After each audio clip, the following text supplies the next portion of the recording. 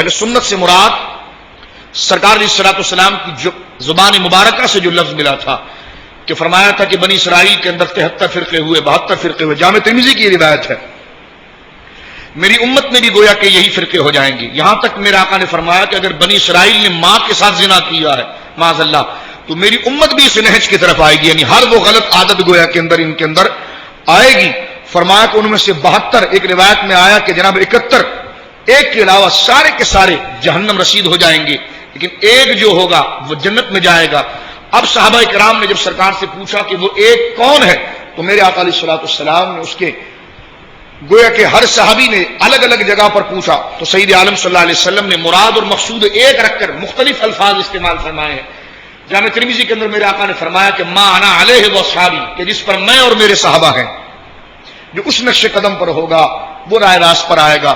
بعد روایت میں میرے آقا نے فرمایا الجماعہ، کہ جناب وہ جماعت ہے، اور حضرت ابو الیث سمرقندی علیہ رحمت اور دیگر علماء نے یہ جماعت بھی لی ہے کہ ہم اہل سنت والجماعہ، کہ حضور نے فرمایا کہ جو میری سنت پر چلنے والی جماعت ہوگی، یہ حدیث پاک میں گویا کہ سرکار علیہ الصلوۃ والسلام کی زبان مبارکہ سے یہ خود سارے الفاظ گویا کہ سرزد ہوئے ہیں۔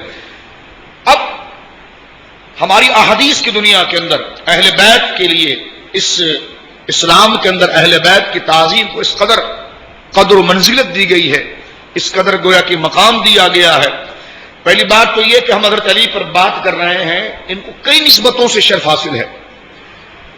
سرکار کے قرابت داری کی وجہ سے جو سب سے بڑا شرف ہے وہ حاصل ہے، صحابیت کا شرف حاصل ہے، مہاجر صحابہ ہونے کا شرف حاصل ہے، عشرہ مبشرہ میں سے ہونے کا شرف حاصل ہے، اہل بدر میں سے ہونے کا شرف حاصل ہے، احد میں سے ہونے کا شرف حاصل ہے، اصحاب بیعت رضوان میں سے ہونے کا شرف حاصل ہے، مکہ کی اس مہم کے اندر سید عالم صلی اللہ علیہ وسلم کے ساتھ شریک ہونے کا شرف حاصل ہے، تمام غزوات بالخصوص غزوہ تبوک کے اندر سید عالم صلی اللہ علیہ وسلم نے آپ کو اپنی معیت میں نہیں لیا، لیکن اپنی معیت کے ساتھ ساتھ ایک بہت بڑا شرف عطا فرمایا کہ میں تو تبوک کی طرف جا رہا ہوں، لیکن علی تم میرے مسلح کی حفاظت کرو، تم مدینے کی حفاظت کرو۔ سرکار علیہ الصلوۃ والسلام جس وقت غزوہ تبوک کے لیے تشریف لے گئے، سارے مدینے کی معاملات اور سیاسی اور مذہبی تمام نظم و نسق اور یہاں تک کہ اپنا مسلح بھی حضرت علی کرم اللہ وجہ الکریم کو مرحمت فرمایا۔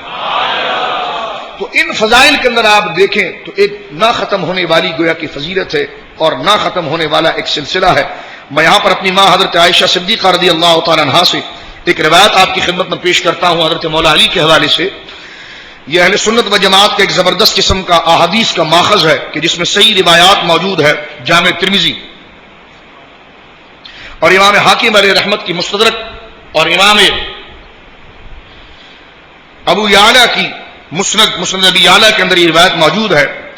حضرت جمی بن عمیر عن جمیع بن عمیر، یہ ایک صحابی ہے، یہ کہتے ہیں کہ میری عمر بہت کم تھی، قال دخلت مع عمتی علی عائشہ رضی اللہ تعالی عنہا، میں اپنی پھوپھی کے ساتھ سیدہ عائشہ صدیقہ رضی اللہ تعالی عنہا کے دربار میں حاضر ہوا، ام المومنین کی خدمت میں میں اپنی پھوپھی کے ساتھ حاضر ہوا، تو وہاں پر بات کئی موضوع پر ہو رہی تھی۔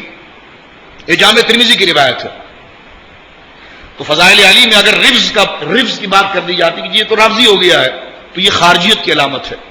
حضرت امام شافعی جو تھے وہ اہل بیت کی محبت میں بہت سرشار رہتے تھے اور خود بھی وہ ہاشمی تھے، حسنین کریمین مولا علی سیدہ فاطمہ سب سے محبت کرتے تھے۔ اس کا یہ مطلب نہیں کہ وہ سیدنا صدیق اکبر کے معاذ اللہ مخالف تھے، وہ اہل سنت و جماعت فقہ شافعیہ کے مستند گویا کہ امام ہیں، اور امام بخاری وغیرہ انہی کے پیچھے چلنے والے ہیں۔ امام بخاری وغیرہ کو جو حدیث کی نعمت ملی ہے وہ حضرت امام شافعی کی برکت سے ملی ہے، وہ انہی کی فقہ کو فالو کرتے ہیں۔ تو حضرت امام شافعی کو کسی نے کہہ دیا کہ یہ اب ہر دفعہ علی علی سیدہ کا ذکر کرتے ہیں، حسنین کا ذکر کرتے ہیں، یہ رمز تو نہیں ہے؟ تو آپ کو جلال آیا اور آپ نے پوری منقب ایک گویا کہ اپنے جذبات کو پیش کیا ہے اور فرمایا کہ اگر اہل بیت کی تعریف اور ان کا ذکر کرنا شیعت اور رمز ہے تو جاؤ میں تمہیں اختیار کہہ دیتا ہوں کہ تم مجھے شیعہ کہتے رہو اور تم مجھے رافضی کہتے رہو۔ تو یہ بہت باریک فرق ہے میرے ساتھیوں، رمز اور اہل سنت کی طرف بہت باریک فرق ہے، اور اس کے اندر برزخ جو ہے وہ حضرت مولا علی کی ذات ہے۔ حضرت مولا علی کی ذات مبارکہ جو ہے وہ کسوٹی ہے ایمان کی، آگے حدیثیں آئیں گی۔ جو شخص اپنے آپ کو سننا کہتا ہے کہ ہم سننا جماعت پر ہیں، ہم گویا کہ توحید و سننا کے ماننے والے ہیں، لیکن اس کی پہچان اور اس کو پرکھا کب جاتا ہے، آگے حدیث آئے گی کہ اس کے سامنے حضرت علی کی منقبت اور فضائل کو بیان کیا جائے، اگر اس کا چہرہ جس طرح عام صحابہ کا نام سیدنا صدیق اکبر کا نام لینے سے کھل جاتا ہے، سیدنا عمر کا نام لینے سے کھل جاتا ہے، سیدنا عثمان کا نام لینے سے کھل جاتا ہے، اگر اسی طرح اس کے چہرے پر شگفتگی اور تازگی اور حلاوت اور رونق حضرت علی کے نام سے آ جائے گی تو سمجھ جاؤ کہ یہ مومن ہے، اور اگر اس کے چہرے میں کھچاؤ آ جائے گا تو حدیث میں بھی پڑھوں گا آپ کے سامنے کہ سمجھ جاؤ یہ منافق ہے، یہ خارجی۔ یہ علامت جو ہے، یہ لفظ جو میں منافق کا استعمال کر رہا ہوں یہ گالی نہیں، یہ حدیث پاک میں آیا ہے، میں بھی آپ کے سامنے صحابہ کا عمل پیش کروں گا، تو میں صرف آپ کو اس طرف تیار کرنا چاہ رہا ہوں کہ صحابہ کرام کو اللہ رب العالمین کے حبیب کی بارگاہ سے جو منقبت اور مقام ملا ہے، ہر ایک کو اسی نہج پر ہم چل کر گویا کہ چلنا چاہیے، افراط و تفریط میں نہیں جانا چاہیے، کسی کو بڑھا نہ دیا جائے اور کسی کو گھٹا نہ دیا جائے۔ دربار رسالت امام صلی اللہ علیہ وسلم سے جو منقبت جو صحابہ کرام علیہ رضوان کے حصے میں آئی ہے، اور یہ اہل سنت کا عقیدہ ہے کہ کلی فضیلت خلیفہ بلا فصل حضرت سیدنا صدیق اکبر کی ہے، کلی فضیلت، جامع فضیلت حضرت خلیفہ بلا فصل سید عالم صلی اللہ علیہ وسلم کے بعد خلیفہ بلا فصل خلافت کے جو مستحق رہے اور جنہیں سید عالم صلی اللہ علیہ وسلم کے فرامین اور قرآن مجید برہان رشید کے عین گویا کہ روح کے مطابق خلافت کے لیے متعین کیا گیا، وہ عین درست فیصلہ رہا، اور سیدنا صدیق اکبر ان کے ماں باپ، ان کی گویا کہ نالین مبارک پر ہمارے ماں باپ کی عزت قربان ہو جائے، ان کو جو منقبت اور مقام دیا سید عالم صلی اللہ علیہ وسلم نے وہ بالکل درست تھا، اس میں اگر کوئی خد و خال نکالے اور اس میں جراح کرے تو گویا کہ وہ کمی کا شکار ہو رہا ہے اور ذاتی کا شکار ہو رہا ہے، اور دربار رسالت امام صلی اللہ علیہ وسلم سے جو منقبت اور فضیلت مولا علی کو عطا فرمائی ہے، اس سے جو دامن چھڑائے وہ بھی گویا کہ افراط و تفریط کا شکار ہو رہا ہے۔ مزہ تب ہے کہ جو دربار رسالت امام صلی اللہ علیہ وسلم سے خلفائے راشدین المہدیین کو جو مرتبہ اور مقام حاصل ہوا ہے، بندہ اس کے سامنے سر تسلیم خم کر کے نمبر وائز جو مرتبہ اور مقام ملا ہے اس کو گویا کہ دل سے تسلیم کر لے۔ یہ رہا ہے۔ میں یہاں پر ایک بات اور عرض کر دوں کہ جب حضرت عائشہ کی خدمت میں پہنچے، میں جامع ترمذی کی روایت پڑھ رہا تھا، حضرت جمی بن عمیر کی کہتے ہیں کہ جب میں اپنی خالہ کے ساتھ، اپنی پھوپھی کے ساتھ، دخلت مع عمتی، میں اپنی پھوپھی کے ساتھ جب میں سیدہ عائشہ صدیقہ رضی اللہ تعالی عنہا کے دربار میں پہنچا تو وہاں پر مختلف قسم کے سوالات سیدہ عائشہ صدیقہ رضی اللہ تعالی عنہا سے کیے جا رہے تھے، کیونکہ میری ماں کا مرتبہ بہت بلند ہے سیدہ عائشہ کا، یعنی حضور علیہ الصلوۃ والسلام کی زندگی مبارکہ جلوت اور خلوت دونوں شریعت ہے، نبی کا ہر عمل شریعت ہے، نبی معصوم ہوتا ہی اس لیے ہے کہ اس کا کوئی عمل امت کے لیے معطل نہ ہو۔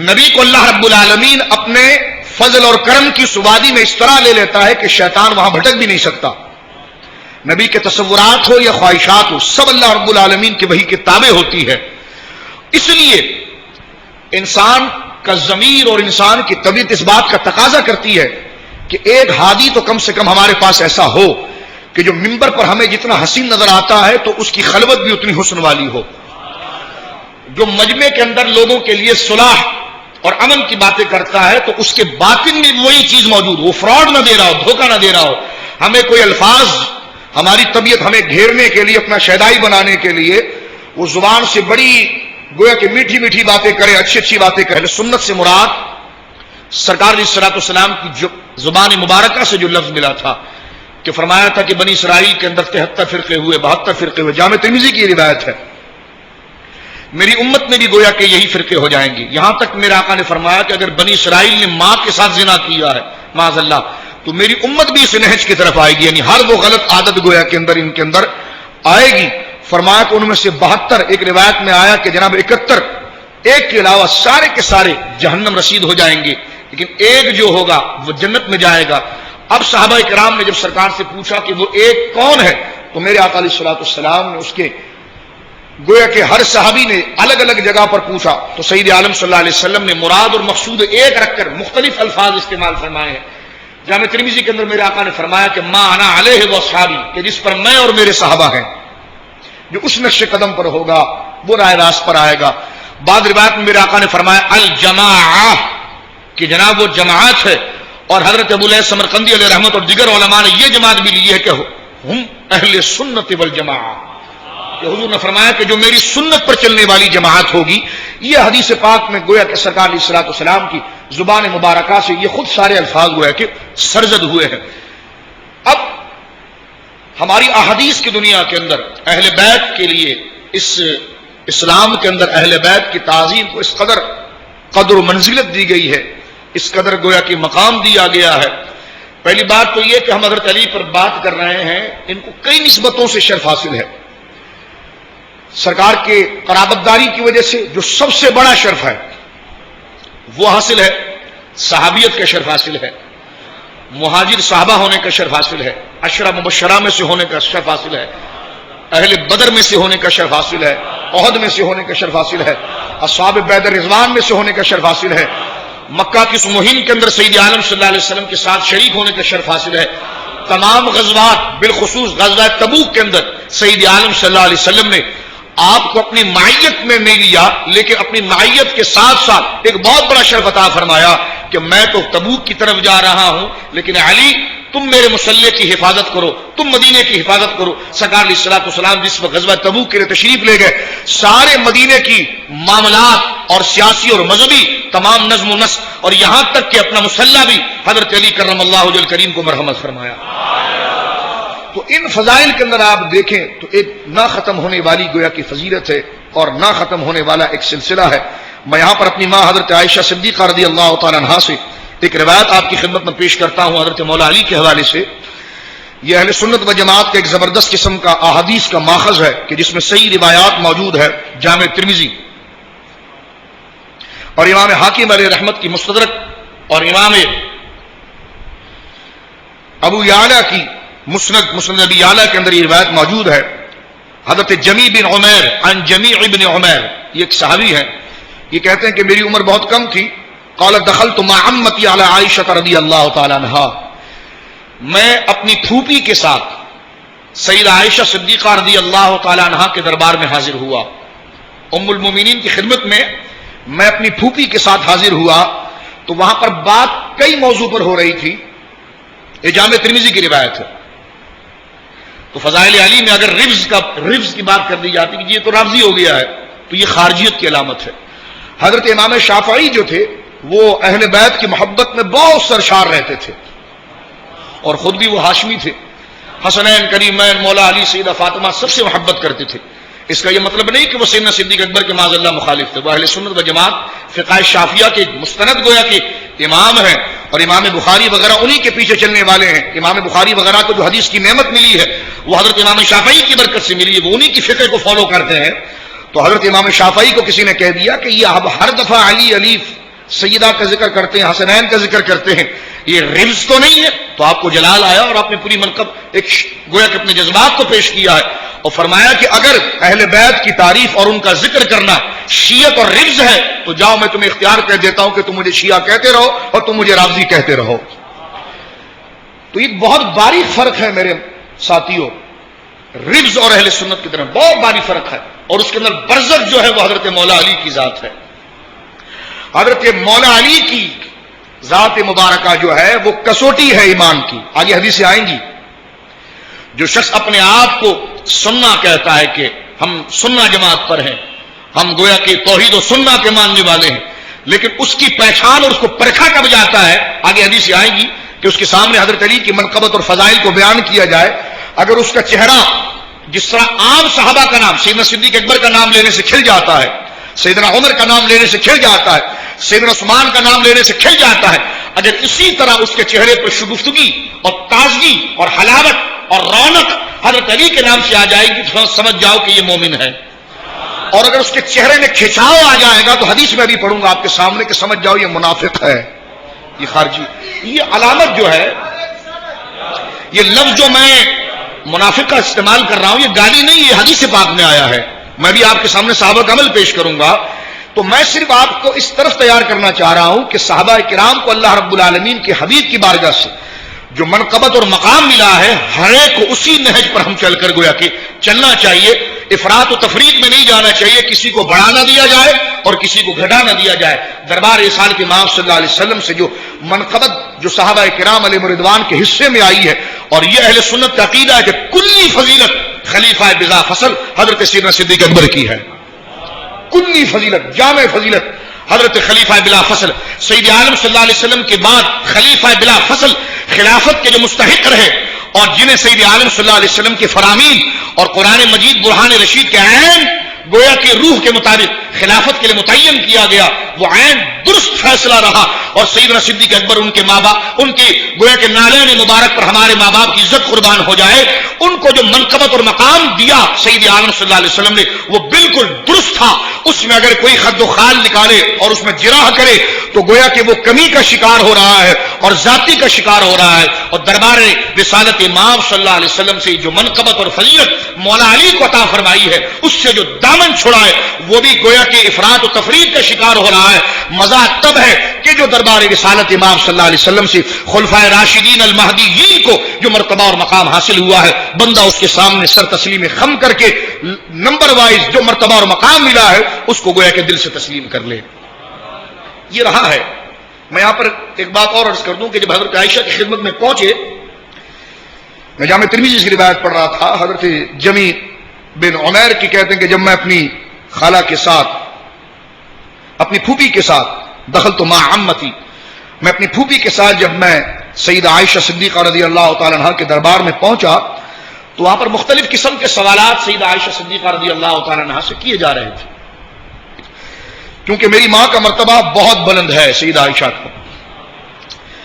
یعنی حضور علیہ الصلوۃ والسلام کی زندگی مبارکہ جلوت اور خلوت دونوں شریعت ہے. نبی کا ہر عمل شریعت ہے. نبی معصوم ہوتا ہی اس لیے ہے کہ اس کا کوئی عمل امت کے لیے معطل نہ ہو. نبی کو اللہ رب العالمین اپنے فضل اور کرم کی سوادی میں اس طرح لے لیتا ہے کہ شیطان وہاں بھٹک بھی نہیں سکتا. نبی کے تصورات ہو یا خواہشات ہو، سب اللہ رب العالمین کی وحی کے تابع ہوتی ہے. اس لیے انسان کا ضمیر اور انسان کی طبیعت اس بات کا تقاضا کرتی ہے کہ ایک ہادی تو کم سے کم ہمارے پاس ایسا ہو کہ جو منبر پر ہمیں جتنا حسین نظر آتا ہے تو اس کی خلوت بھی اتنی حسن والی ہو، جو مجمع کے اندر لوگوں کے لیے صلاح اور امن کی باتیں کرتا ہے تو اس کے باطن میں وہی چیز موجود ہو، وہ فراڈ نہ دے رہا ہو، دھوکہ نہ دے رہا ہو. ہمیں کوئی الفاظ، ہماری طبیعت ہمیں گھیرنے کے لیے، اپنا شیدائی بنانے کے لیے وہ زبان سے بڑی گویا کہ میٹھی میٹھی باتیں کر رہی ہے. اب کسی امام کو معصوم بنانے کی ضرورت نہیں ہے.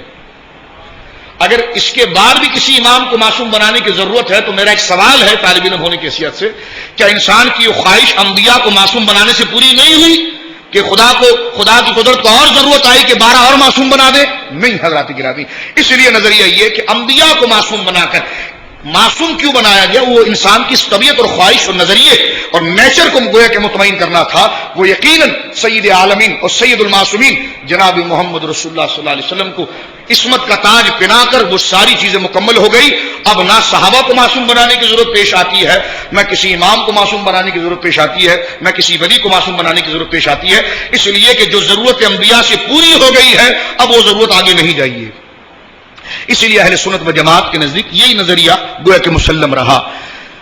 لیکن جو خلوت کی باتیں ہیں سید عالم صلی اللہ علیہ وسلم کی، یقیناً وہ بھی شریعت ہے. میرے آقا سو رہے ہیں یہ بھی شریعت ہے. میرے آقا کہیں دیکھ رہے ہیں تو یہ دیکھنا بھی شریعت ہے.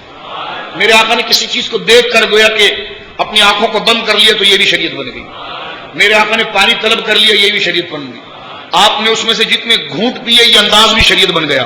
آپ نے جس انداز میں پیالے کو پکڑا یہ بھی شریعت ہو گئی. آپ جس طرح چلے یہ بھی شریعت ہو گئی. آپ چلتے چلتے رک گئے کسی کو دیکھنے کے لیے تو یہ انداز بھی شریعت ہو گیا. آپ کی سواری کو آپ نے کسی انداز میں گویا کہ چلانے کے لیے اس کی رکاب کو جس انداز میں کھینچا یہ بھی شریعت بن گئی. یعنی ہر ادا سید عالم صلی اللہ علیہ وسلم کی شریعت ہو گئی کہ ایمان ہے قال مصطفی، قرآن ہے حال مصطفی، کہ آپ کے احوال اور آپ کی خصلت جو ہے وہ شریعت مطالعہ ہو گئی. اور یقیناً خلوت کی باتیں کہ جب صحابہ کو خطاب کر دیا میرے آقا نے، صحابہ کو خطاب کر دیا میرے آقا نے، صحابہ تو اپنے گھروں میں چلے گئے، میرے آقا اپنے حجرے میں آ گئے. اب کوئی نہیں ہے، میری ماں سیدہ عائشہ ہے رضی اللہ تعالی عنہا اور سید عالم صلی اللہ علیہ وسلم ہے. اب جو یہ اندر کے ساری باتیں ہیں، ازواجی زندگی کی باتیں ہیں، یا جناب ہر انسان کو ایک خلوت لاحق ہوتی ہے. اب آپ یہاں پر بیٹھے، میں یہاں پر بیٹھا ہوں، اب ہم گھر جا کر گھر کے اندر چلے جائیں گے، دروازے کو لاک کر دیں گے، تو آیا کہ شریعت ہمیں مسجد تک ہی مسائل فراہم کرتی ہے، گھر کے اندر کی بات بھی فراہم کرتی ہے؟ اگر اسلام دین فطرت ہے اور یقیناً زندگی کے سارے شعبوں پر محیط ہے تو جناب شعبہ جلوت اور شعبہ اجتماع تو یہاں پورا ہو گیا، لیکن انفرادی شعبے میں شریعت کی روح کہاں پہنچتی ہے، شریعت کہاں درس دیتا ہے؟ تو یہ امہات المومنین اور بالخصوص سیدہ عائشہ کا کرم ہے ہم پر کہ انہوں نے خلوت کی زندگی سید عالم صلی اللہ علیہ وسلم کی نکال کر ہمارے سامنے پیش کر دی اور اسلام پر احسان کر دیا کہ اسلام کو لے جا کر اجتماع اور انفرادیت زندگی کے اندر عام کر دیا۔ اب پردے کے اندر صحابہ کرام علیہم رضوان بیٹھ کر ام المومنین سے، ماں تو ہے لیکن میں نے بارہا کہا کہ پردے کے سارے احکامات گویا کہ جاری و ساری رہیں گے۔ پردے کی آڑ میں بیٹھ کر صحابہ ایک ایک مسئلہ ام المومنین سے پوچھتے تھے کہ ام المومنین سرکار علیہ الصلوۃ والسلام نے اس مسئلے میں آپ کو کیا کہا؟ خواتین آ کر سیدہ عائشہ سے گویا کہ ان مسائل کو پوچھا کرتی تھی، تو فقہ کا ایک بہت بڑا حصہ، احادیث کا ایک بہت بڑا حصہ سیدہ عائشہ صدیقہ رضی اللہ تعالی عنہا سے گویا کہ مروی ہے۔ جب سیدہ فاطمہ سلام اللہ علیہا کا نکاح ہوا تو سیدہ عائشہ صدیقہ رضی اللہ تعالی عنہا سے حضور سے عرض کی کہ حضور ان کا حجرہ میرے حجرے کے ساتھ بنا دیں اور گویا کہ اس میں ایک کھڑکی بھی بنا دیں تاکہ ہم ماں بیٹی کبھی بات بھی کر سکیں۔ تو بالکل دیکھیے آج جو یہ ہری جالیاں آپ دیکھتے ہیں قدمین کی طرف، یہ حجرہ سیدہ زہرا ہے، اور اسی کے ساتھ جہاں میرے آقا اس سے تھوڑے، جہاں پر آپ دروازہ دیکھتے ہیں، جب آپ باب جبریل سے داخل ہو کر اندر کی طرف جاتے ہیں بائیں ہاتھ کی طرف، تو دائیں ہاتھ پر جو آپ کو دروازہ نظر آتا ہے یہ حجرہ ہے سیدہ زہرا کا، اور جہاں اس وقت میرے آقا آرام فرما رہے ہیں وہ حجرہ ہے سیدہ عائشہ کا، اور یہ دونوں حجرے ملے ہوئے ہیں اور اس کے درمیان کھڑکی تھی۔ یہ ماں بیٹیاں گویا کہ کھڑکی سے گویا کہ ایک دوسرے سے باتیں کیا کرتی تھی، تو یہ محبت سیدہ عائشہ صدیقہ رضی اللہ تعالی عنہا کو سیدہ خاتون جنت سے تھی، جس کا خود اظہار آپ نے سید عالم صلی اللہ علیہ وسلم سے فرمایا، وہ میں نے نقشہ بھی پیش کر دیا۔ اب دیکھیں یہ گھر کی باتیں ساری، اندر کی باتیں، باہر جو حضور نے منبر پر اہل بیت کی شان بیان کر دی وہ تو سب نے سن لی، لیکن میں کہتا ہوں اتنی زبردست احادیث جو گھر کے اندر کی بات تھی وہ اس کو حضرت عائشہ نے بیان کیا۔ اگر حضرت عائشہ صدیقہ رضی اللہ تعالیٰ عنہ، اب دیکھیں پیار و محبت کتنی ہے، سیدنا علی کی عقیدت کتنی ہے حضرت عائشہ کے دل میں، سیدہ زہرا کی عقیدت کتنی ہے حضرت عائشہ کے دل میں، اس لیے یہ تو اندر کی بات تھی، اس کا تو کوئی دیکھنے والا نہیں تھا، صرف خدا اس پر گواہ تھا، یہ تو اندر کی بات تھی۔ یہ ساری باتیں امت کے سامنے لا کر اور گویا کہ بزم عام کے اندر اس کو عام کر دیا، یہ ام المومنین سیدہ عائشہ صدیقہ رضی اللہ تعالیٰ عنہ نے کیا ہے۔ اب وہ حدیث پاک آپ دیکھیے اور ان تمام روایتوں کو اٹھا کر دیوار پر ماریے کہ جو ہمارے دلوں کے اندر صحابہ اور اہل بیت کے درمیان پھوٹ پیدا کرنے کی کوشش کرتی ہے، وہ تمام روایتیں باطل ہے، وہ شیطان اور شیطانیت پر مبنی ہے۔ قرآن مجید برہان رشید نے کہہ دیا کہ محمد رسول اللہ، محمد اللہ کے رسول ہیں، والذین معه شدۃ علی الکفار رحماء بینہم، جو ان کی صحبت میں بیٹھتے ہیں وہ خدا کے دشمنوں پر بڑے سخت ہیں لیکن اللہ کے دوستوں پر بڑے کریم ہے۔ اسی کو اقبال نے کہا تھا کہ ہو ہلکا یاراں تو بریشم کی طرح نرم، رزم حق و باطل کو فولاد ہے مومن۔ مومن کی سختی کب ہوتی ہے کہ جب سامنے کافر آ جاتا ہے، اور مومن کی نرمی کب ہوتی ہے کہ جب آگے اللہ کا محبوب آ جاتا ہے۔ تو یہ قرآن نے ہمیں تو بہت بعد میں خطاب کیا ہے، سب سے پہلے اس نے خطاب تو صحابہ سے کیا ہے، صحابیات سے کیا ہے، تو صحابیات میں ام المومنین بھی داخل ہیں اور صحابہ میں حضرت صدیق اکبر، سیدنا عمر، سیدنا علی بھی داخل ہیں۔ تو یہ کس طرح ہو سکتا ہے کہ قرآن ایک تاریخ بیان کر رہا ہے اور یہ تاریخ کی مارکیٹ میں طوطا مینا کی کہانیاں جو ہے یہ دوسری بات کہہ رہی ہے، تو ہم ان طوطا مینا کی کہانیوں کو اٹھا کر ڈسٹ بن میں رکھ دیں گے اور ہم اس گویا کے تاریخ قرآن کو اٹھا کر اپنا نظریہ بنائیں گے۔ تو جس نے ان طوطا مینا بازاری کہانیوں کو لے کر آئے وہ تفرقے کا شکار ہو گئے، وہ فرقہ واریت کا شکار ہو گئے۔ کاش صحابہ اکرام علیہ رضوان پر تاریخ پڑھنے سے پہلے خدا کی کتاب کو دیکھا جاتا، اس لیے کہ جو مورخ کتاب لکھ رہا ہے وہ تو برسوں بعد پیدا ہوا ہے۔ صحابہ جس دور میں ہیں اس دور میں کتاب اس تاریخ کی نہیں بلکہ قرآن نازل ہو رہا ہے، تو ان کی زبردست تاریخ جو ہے وہ قرآن میں ہے، ان کا زبردست مزاج جو ہے وہ قرآن میں ہے۔ قرآن کی ایک آیت بھی اس پھوٹ کو بیان نہیں کرتی، قرآن کی ایک آیت بھی گویا کہ اس میں اختلاف کو نہیں بیان کی، بلکہ قرآن مجید برہان رشید تو بار بار یہی کہتا ہے کہ حبب الیکم الایمان وزینہ فی قلوبکم، اللہ نے تو تمہارے سب کے لیے ایمان کو محبوب کر دیا، تمہارے سب کے دلوں کے اندر ایمان کو نقش کر دیا، اور تم آگے چل کر امت کی باگڈور سنبھالو گے۔ تم آگے چل کر گمراہ کیسے ہو سکتے ہو؟ اگر تم آگے چل کر امت کو دھوکہ دو گے تو ہم نے کیا اپنے اتنے عظیم دین کے لیے ایسے فراڈ قسم کے لوگوں کو منتخب کیا نبی کے ہاتھ پر، اور ضمانت بھی ہم دے رہے ہیں کہ رضی اللہ عنہم ورضوا عنہ، یہ سارے خدا سے راضی ہوئے اور خدا ان سے راضی ہوا۔ قرآن نے کہا نا والسابقون الاولون من المہاجرین والانصار والذین اتبعوہم باحسان رضی اللہ عنہم ورضوا عنہ، کہ محبوب یہ سابقون الاولون جنہوں نے سب سے پہلے تیرے ہاتھ پر ایمان لایا، سیدنا عمر، سیدنا علی، سیدنا عثمان، سیدنا ابو بکر، سیدنا عبداللہ بن مسعود، یہ سارے صحابہ، مولا کائنات کی والدہ ماجدہ، یہ سارے کے سارے، اور جو انصار مدینے میں ایمان لائے، اللہ نے ان کے لیے ڈائریکٹ ضمانت دے دی اور ہمیشہ کے لیے ضمانت دے دی۔ فرما رضی اللہ عنہم ورضوا عنہ، خدا ان سے راضی ہو چکا ہے، یہ خدا سے راضی ہو چکے ہیں۔ اگر تم خدا سے راضی ہونا چاہتے ہو تو ان سے پیار کر لو۔ فرمایا والذین اتبعوہم باحسان، جو ان سے پیار کر لے گا، جو یہ چاہے کہ خدا ہم سے پیار کرے، محبت کرے، ہم سے راضی ہو جائے، تو فرمایا والذین اتبعوہم باحسان، وہ ان سے محبت کرنے لگ جائے۔ خدا ان سے تو راضی تھا، تم ان سے پیار کرو گے تو ان کے صدقے خدا تم سے بھی راضی ہو جائے گا۔ تو اندازہ لگائیے، قرآن نے اتنی خوبصورت تعبیر بیان کر دی ہے، اتنی خوبصورت تاریخ بیان کر دی ہے کہ اب بھی ہمیں ضرورت پڑتی کہ اردو بازار میں جا کر تاریخ کی کتابیں ٹٹولیں۔ ہاں، مغل بادشاہوں کے لیے تو ہم تاریخ پڑھ سکتے ہیں، امیہ اور بنو عباس کے لیے تو تاریخ پڑھ سکتے ہیں، صحابہ کی سب سے بڑی تاریخ کی کتاب تو قرآن ہے، جو ان کی زندگی پر، اور میں بھی تھا۔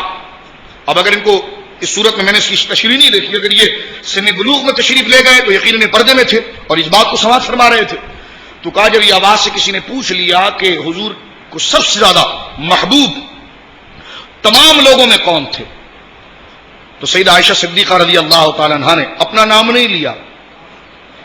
اب بھی اگر کوئی بغض عائشہ صدیقہ میں مبتلا ہو تو خدا اس کے کفر والے سینے میں ایمان کو منتقل کرے، اور وہ اپنی قبر کو جو جہنم بنا رہا ہے، اللہ رب العالمین اس پر مرنے سے پہلے فضل فرما دے کہ جناب وہ اگر اس کے لیے، کیونکہ یہ محال چیز کا، اگر مولا تیرے علم میں ہے تو ہم محال کا سوال نہیں کرتے، اور اگر گویا کہ اس کے لیے تو فضل کر سکتا ہے تو ہم کسی کے لیے ہدایت کی دعا کر کے شرف پا سکتے ہیں، اس لیے کہ خدا سے محال چیزوں کا تو سوال نہیں ہو سکتا۔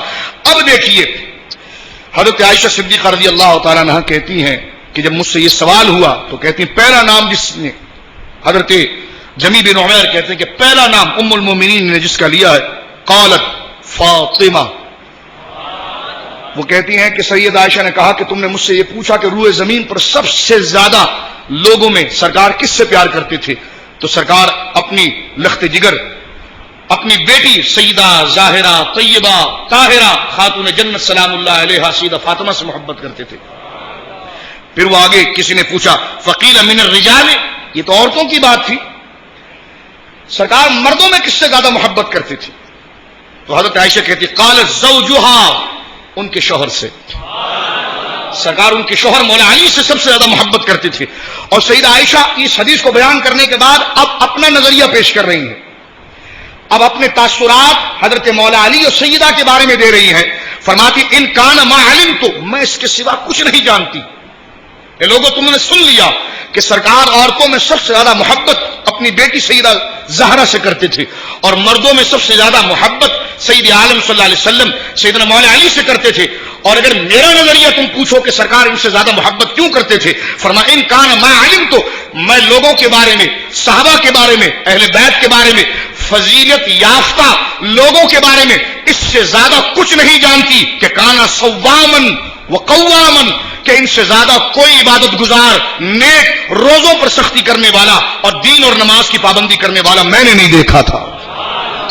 تو یہ سیدہ نے بارگاہ اہل بیت میں منقبت پڑھ دی اور یہ منقبت پیش کر دی، اور سیدہ خود اہل بیت میں ہے، سیدہ عائشہ تو سب سے پہلے اہل بیت میں تو یہ خود ہی ہیں، اس لیے کہ قرآن نے اس پر تفصیلی تقریر میں کر چکا ہوں تمام اعتراضات کے جوابات کے ساتھ، لیکن ایک بات یہاں چلی تو میں عرض کر دوں، قرآن نے جہاں یہ لفظ کہا ہے نا سورہ احزاب میں 22 پارے میں کہ انما یرید اللہ لیذھب عنکم الرجس، کہ جس سے ہم اہل بیت کی شان بیان کرتے ہیں کہ اللہ رب العالمین کا یہ ارادہ ہے، اللہ یہ چاہتا ہے کہ اہل بیت سے ہر قسم کی گندگی کو دور کر دے، وَيُطَهِّرَكُمْ تَطْهِيرًا، اور انہیں بالکل پاک صاف کر دے۔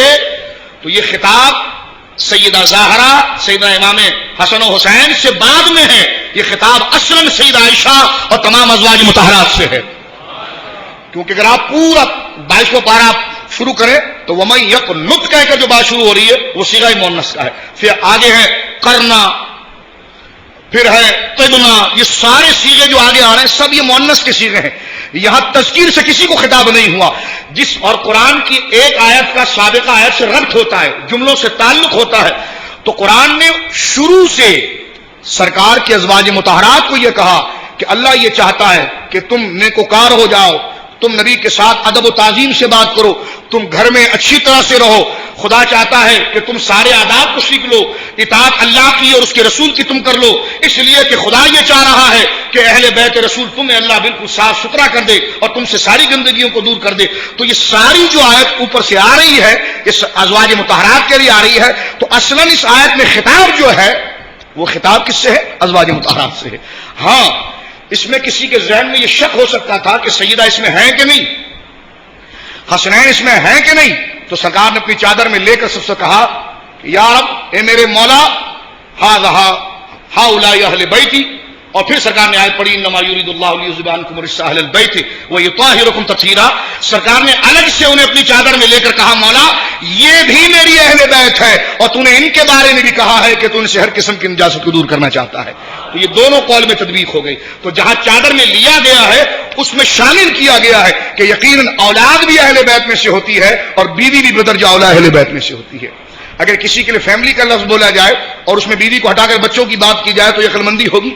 کسی کے لیے جناب گھر والے، آپ کے گھر والے کیسے ہیں یہ کہا جائے اور بچے مراد دیے جائے، بیوی کو ہٹا دیا جائے، یہ زیب دیتا ہے. تو یقیناً پہلے بیوی ہے پھر بچے ہیں. اور عام کتابوں میں بھی بات موجود ہے میرے دوستو کہ جب سرکار کہیں سے سفر کر کے واپس آتے تھے تو میری ماں حضرت خدیجۃ الکبریٰ رضی اللہ تعالیٰ عنہا سلام اللہ علیہا، ان کا بھی دن ابھی گزرا ہے 10 رمضان المبارک میں، تو وہ دروازے پر سرکار کا استقبال کرتی تھی. تو سرکار انہیں خود پہلے سلام کرتے تھے اور سرکار ان سے بڑی محبت فرماتے تو سلام میں میرے آقا پہل فرماتے تھے. اور یہاں پر حضور علیہ الصلوۃ والسلام کے اس عمل سے آداب ازدواجی زندگی بھی پتہ چل رہی ہے کہ بیوی سے اگر محبت میں سلام میں پہل کر لی جائے تو یہ کوئی بے حیائی کی بات نہیں ہے بلکہ سید عالم صلی اللہ علیہ وسلم کی سنت ہے اور یہ محبت ہے. اسلام اسی چیز کا درس دیتا ہے. تو سرکار علیہ الصلوۃ والسلام ان کے سلام کرنے سے پہلے خود ہی سلام کرتے، السلام علیکم یا اہل البیت. یہ لفظ سرکار کہتے تھے سیدہ خدیجہ کو، السلام علیکم یا اہل البیت. تو وہاں پر سامنے سیدہ فاطمہ کھڑی تھی، یہ حسنین کھڑے تھے، یا سیدہ خدیجہ الکبریٰ کھڑی تھی، یقین ام المومنین تھی. تو سرکار ان کو اہل بیت کہتے تھے. پتا چلا کہ اہل بیت کا لفظ عربی زبان میں اس کا ترجمہ کریں، اردو میں کریں، ہر طریقے سے بچے بعد میں آتے ہیں، بیویاں پہلے آتی ہیں. تو ہم اس اختلاف میں پڑھتے نہیں، ہم یہ کہتے ہیں کہ جس نے سرکار علیہ الصلوۃ والسلام سے قرابت لے لی سب کے سب اہل بیت کے اندر ہے. اب قرابت، اہل بیت، آپ کے گھر والے، اس میں کئی لوگ آ گئے. ازواج مطہرات بھی آ گئی، سیدہ زہرا تو آئیں اس لیے کہ حضور فرماتے ہیں کہ الفاطمہ تو بضغۃ منی، فاطمہ تو میرے جگر کا ٹکڑا ہے. اور بضغہ اس کو کہتے ہیں کہ جس میں روح منتقل کی جاتی ہے. اور یہ سیدہ کی تو وہ فضیلت ہے کہ اس میں خلفائے راشدین بھی مقابلہ نہیں کر سکتے کہ سرکار نے آپ کو اپنی جان بتایا کہ یہ میرے جگر کا ٹکڑا ہے. اگر مدینے کی زمین کا ٹکڑا حضور کے جسم سے مل جاتا ہے تو وہ قبر مقدس عرش سے بھی اعلیٰ ہو جاتی ہے. وہ زمین پہلے تو اعلیٰ نہ تھی لیکن حضور کے جسم سے لگنے سے اعلیٰ ہو گئی. اے سیدہ تیری بارگاہ میں یہ حقیر سلام پیش کرتا ہے. آپ کا مرتبہ تو کتنا بلند ہے کہ سرکار جس سے جڑ جائے وہ اعلیٰ ہو جائے. اور سرکار نے آپ کو اپنے جگر کا ٹکڑا فرمایا ہے، فرمایا فاطمہ میری جان ہے. تو یقیناً سید عالم صلی اللہ علیہ وسلم نے آپ کو دائمی فضیلت عطا فرمائی ہے. تو اہل بیت کا جملہ یہ سب کے لیے استعمال ہوتا ہے. اور حضرت عائشہ صدیقہ رضی اللہ تعالیٰ عنہا کہتی ہیں کہ یہ کیوں تعریف کے مستحق نہ ہو، صوامن قوامن، ان سے زیادہ کون نماز پڑھنے والا ہے، ان سے زیادہ کون پرہیزگاری کرنے والا ہے، ان سے زیادہ کون روزوں کی کثرت کرنے والا ہے. اور ایک اور حدیث میں یہاں پر آپ کی خدمت میں گویا کہ عرض کر دینا چاہتا ہوں کہ حضرت عائشہ صدیقہ رضی اللہ تعالیٰ عنہا سے روایت موجود ہے. کہتے ہیں ایک دن میں اپنے حجرے میں بیٹھی تھی تو میرے والد گرامی اور سیدنا مولا علی دونوں کسی مسئلے پر گفتگو کر رہے تھے. گفتگو کے دوران کوئی سکوت کا لمحہ آیا تو حضرت سیدنا صدیق اکبر رضی اللہ تعالیٰ عنہ ٹکٹکی باندھ کر یعنی نظروں کو جما کر سیدنا مولا علی کے چہرے کو دیکھ رہے ہیں، سیدنا مولا علی کے چہرے کو دیکھ رہے ہیں.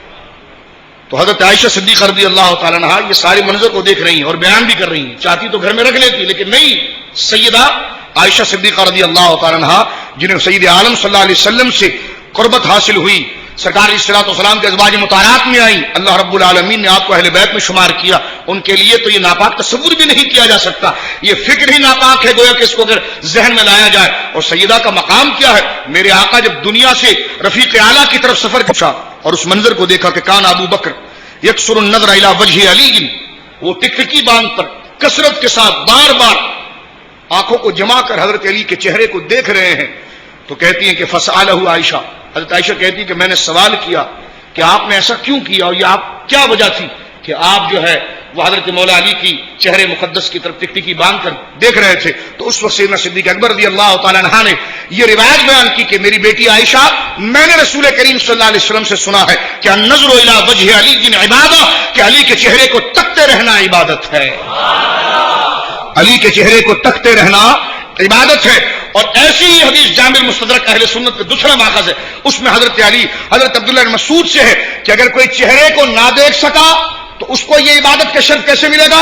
تو فرمایا ذکر علی کی عبادت، وہ علی کو یاد کرتا رہے عبادت ہو جائے گی۔ تو اندازہ لگائیے کہ سیدنا مولا علی کرم اللہ وجہ الکریم کو بارگاہ رسالت مآب صلی اللہ علیہ وسلم سے اتنی فضیلت عطا ہوئی ہے کہ جو حضرت علی کو دیکھے وہ چہرہ دیکھنا عبادت میں شمار ہو رہا ہے۔ عبادت کس طرح کہ اللہ رب العالمین اس سے راضی ہو رہا ہے، اور حضرت علی کو اس لیے دیکھا جا رہا ہے کہ رب کریم ان سے پیار کرتا ہے، تو جو کام اللہ کی رضا کے تحت کیا جائے تو وہ عبادت ہے۔ رب یہی چاہتا ہے کہ مولا علی کا ذکر ہو، تو حضرت عبداللہ ابن مسعود سے یہی حدیث جامع المستدرک کے اندر آتی ہے، وہ کہتے ہیں کہ میں نے حضور کو فرماتے ہوئے یہ سنا ہے کہ سرکار نے شاہ فرمایا کہ ذکر علی کی عبادت، کہ اگر کسی نے علی کو نہیں دیکھا وہ علی کی شان میں قصیدے پڑھتا رہے تو فرمایا یہ بھی عبادت ہے۔ تو یہ حضرت علی کرم اللہ وجہہ الکریم کی گویا کہ شان عالی ہے۔ اور اسی بارے میں ہمارے شاہ عبدالعزیز محدث دہلوی علیہ رحمت نے یہ بات لکھی ہے، شاہ ولی اللہ محدث دہلوی کے صاحبزادے نے، حضرت شاہ صاحب نے یہ بات وفا اسنا شریف میں لکھی کہ اگر کوئی حدیث بیان کرنے والا راوی، اگر کوئی حدیث کو بیان کرنے والا راوی چاہے وہ پورا دن نمازیں پڑھتا ہو اور پوری رات نمازیں پڑھتا ہو، وہ روزے سے رہتا ہو، سنت کا پابند ہو، بہت متقی پرہیزگار ہو، سب کچھ ہو، یعنی اس کی مثالیں دی جاتی ہو، اتنا پرہیزگار اور بزرگ لوگوں کی نظر میں ہو، اور وہ حدیث کو بیان کرے تو اس کی حدیث کتنی گویا کہ مضبوط ہوگی۔ لیکن شاہ عبدالعزیز محدث دہلوی علیہ رحمت کہتے ہیں صرف یہ حدیث بیان کرنے کے لیے کافی نہیں ہے، یہ تو اس کا عمل ہے، اس کا عقیدہ بھی دیکھا جائے گا، اصل چیز اس کا عقیدہ بھی دیکھا جائے گا۔ کہا اگر کوئی کس قدر، کیونکہ روایت جو لی جاتی ہے اس میں دو چیز ہوتی ہے، اس کا حافظہ مضبوط ہو اور جو بول رہا ہے وہ سچ ہے، تو کہا جو جتنا راسخ فی العقل ہو اور صادق فی القول ہو، چاہے وہ بولنے میں جتنا سچا ہو اور چاہے وہ یاد رکھنے میں کتنا حاذق ہو، لیکن اگر اس کے دل میں مولا علی اور اہل بیت کا بغض ہو، شاہ عبدالعزیز محدث دہلوی لکھتے ہیں کہ اس سے روایت لینا حرام ہے۔ یہ اہل سنت کا نظریہ ہے۔ شاہ عبدالعزیز محدث دہلوی علیہ رحمۃ اس چیز کو بیان فرماتے ہیں، اس سے روایت لینا حرام ہے۔ جس طرح کہ حجاج بن یوسف نے بہت سے نیک کام کیے ہیں، لیکن اس کے دل میں حضرت علی کا بغض تھا، اہل بیت کا بغض تھا، اس لیے اس شیطان کو کوئی شخص اچھے تعظیمی الفاظ میں یاد نہیں کرتا، اس کو کوئی رحمت اللہ علیہ نہیں کہتا، مانا کہ اس نے اپنے دور خلافت کے اندر یا جناب ماتحت اپنے دور گورنری کے اندر قرآن کے لیے کافی خدمات انجام دی، لیکن اس کے اندر جو یہ بد اعتقادی کا مرض تھا، اہل بیت سے بغض تھا، اسی خباثت نے اس کے سارے عمل کو ضائع کر دیا، سارے عمل کو گویا کہ ضائع کر دیا۔ تو اہل بیت کی محبت اس قدر ضروری ہے اور ان سے محبت کرنا اس قدر گویا کہ واجب ہے۔ ایک حدیث پاک میں یہاں پر پیش کر دینا چاہتا ہوں تاکہ ہر بات قرآن و سنت ہی کے دامن میں آ جائے۔ طبرانی میں حدیث ہے، اس کو تمام حضرات بہت غور سے سماعت فرمائے۔ حضور نے فرمایا وہ شخص مومن نہیں ہو سکتا۔ اب دیکھیں ہم نے روزہ بھی رکھا ہے، زکات بھی دی ہے، تراویح بھی پڑھی ہے، سب کچھ پڑھا ہے، لیکن یہ ایمان کے ساتھ مشروط ہے۔ اور میرے آقا ایمان کی علامت کیا بیان کر رہے ہیں، ذرا اس کو غور سن لیجئے، کیونکہ ایمان کی علامت بندے سے ظاہر ہونی چاہیے، جو بندہ مومن ہو اس سے اس چیز کی علامت ظاہر ہوتی ہے۔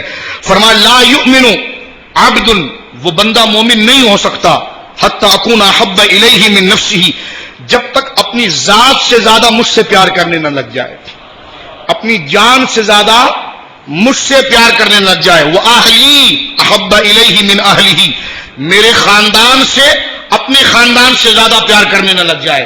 اگر اس کے دل میں اپنے خاندان کی بڑی قدر ہو، اپنی برادری کا بڑا مقام ہو، اور میری برادری اور میرے خاندان کی قدر نہ ہو، تو فرمایا لا یؤمن عبد، وہ مومن ہی نہیں ہے کہ جو گویا کہ میرے خاندان کو اپنے خاندان پر ترجیح نہ دے. پھر فرمایا وعطرتی احب الیہ من عطرتہ، جو اپنی اولاد سے زیادہ میری اولاد سے پیار نہ کرے، جو اپنی جان سے زیادہ مجھ سے پیار نہ کرے، جو اپنے خاندان سے زیادہ میرے خاندان سے پیار نہ کرے، جو اپنی اولاد سے زیادہ میری اولاد سے پیار نہ کرے، وہ ذاتی احب الیہ من ذاتہ، اور میرے جو اپنے مرتبے سے زیادہ میرے مرتبے سے پیار نہ کرے، فرمایا وہ مومن نہیں ہے، وہ مومن نہیں ہے. پتہ چلا ان نمازوں کو خدا تک پہنچانے کے لیے بہت سے تقاضے ہیں. اس عمل کو اللہ کی بارگاہ میں برگزیدہ بنانے کے بہت سے شرائط ہیں. ان وظائف اور ان تسبیحات، ان تحلیلات اور ان فرائض و سنتوں پر عمل کو اللہ کی بارگاہ میں مقبول کرانے کے بہت سے تقاضے ہیں. ہم عمارت تو بنا لیتے ہیں، نماز پڑھ کر عمارت بنا لی، ہم نے عمل کی. روزہ رکھ کر عمارت بنا لی، سنتوں پر عمل کر کے عمارت بنا لی، فرائض کی پابندی کر کے عمل پر عمارت بنا لی. لیکن خدا کی بارگاہ میں بے رونق عمارتیں اس کی بارگاہ میں پسند نہیں ہیں. اس کی بارگاہ میں وہ عمارتیں مقبول ہیں صبغۃ اللہ، جس پر اس کی پسند کا رنگ چڑھا ہوا ہو، جس پر اس کی پسند کا رنگ چڑھا ہوا ہو. اور ایمان کے یہ سارے تقاضے وہ رنگ ہے جو اس عبادت کے اوپر رنگے جاتے ہیں. اور جب یہ عبادت اللہ کی اس رضا کے رنگ سے رنگ دی جاتی ہے تو پھر یہی عبادت خدا کی بارگاہ میں مقبول ہو جاتی ہے. ہم تو گویا کہ عبادت کرنے کی شوق میں ہوتے ہیں، لیکن مقبولیت جس رنگ پر ہے وہ ہماری توجہ ہی نہیں ہوتی ہے. وہاں گویا کہ ہمارے لیے کوئی حال ہی نہیں ہوتا. میں نے آپ کے سامنے ایک بات ابھی پیش کی تھی کہ صحابہ کرام اہل بیت کا ادب کتنا کرتے تھے. حضرت جابر بن عبداللہ جو صحابی رسول ہیں، انہوں نے امام باقر کے ہاتھ اور پاؤں کو چوما ہے. امام باقر حضرت امام جعفر صادق کے والد ہیں، صحابی نہیں تابعی ہیں، چھوٹی سی عمر تھی. علامہ جامی لکھتے ہیں، مسلم میں بھی موجود ہے کہ جب وہ حضرت جابر بن عبداللہ کے پاس آئے تو حضرت جابر اپنی مسند سے اٹھ کر گئے. آپ کی عمر بہت بڑی ہو چکی تھی، آپ نابینا ہو چکے تھے، بینائی جا چکی تھی اور بہت معمر تھے. سرکار کے کتنے برگزیدہ صحابی ہیں حضرت جابر بن عبداللہ، آپ جانتے ہیں. یہ آگے بڑھے اور اپنے شاگردوں سے کہا کہ کہاں ہے امام باقر؟ تو کہا حضور یہ ہے. تو آپ نے پہلے ان کے سینے میں اپنے ہاتھ کو داخل کیا، گریبان سے اپنے ہاتھ کو داخل کیا اور ان کے سینے کے اوپر اپنے ہاتھ کو تھوڑی دیر رکھا. پھر نکالنے کے بعد ان کے کانوں میں کچھ کہا اور پھر ہاتھ چوما. علامہ جامی شواہد النبوہ میں لکھتے ہیں کہ دنیا نے یہ بھی دیکھا کہ نبی کا اتنا بڑا صحابی، نبی کے نواسے امام باقر جو صحابی نہیں ہیں، لیکن دنیا نے دیکھا کہ اس صحابی کے سر پر امامہ بھی ہے، داڑھی بھی ہے، علمی روب بھی ہے، ہزاروں شاگرد بھی ہے. دنیا دیکھ رہی ہے کہ امام باقر کے پاؤں کو چوم رہے ہیں، پاؤں کو چوم رہے ہیں. آپ اندازہ لگائیے.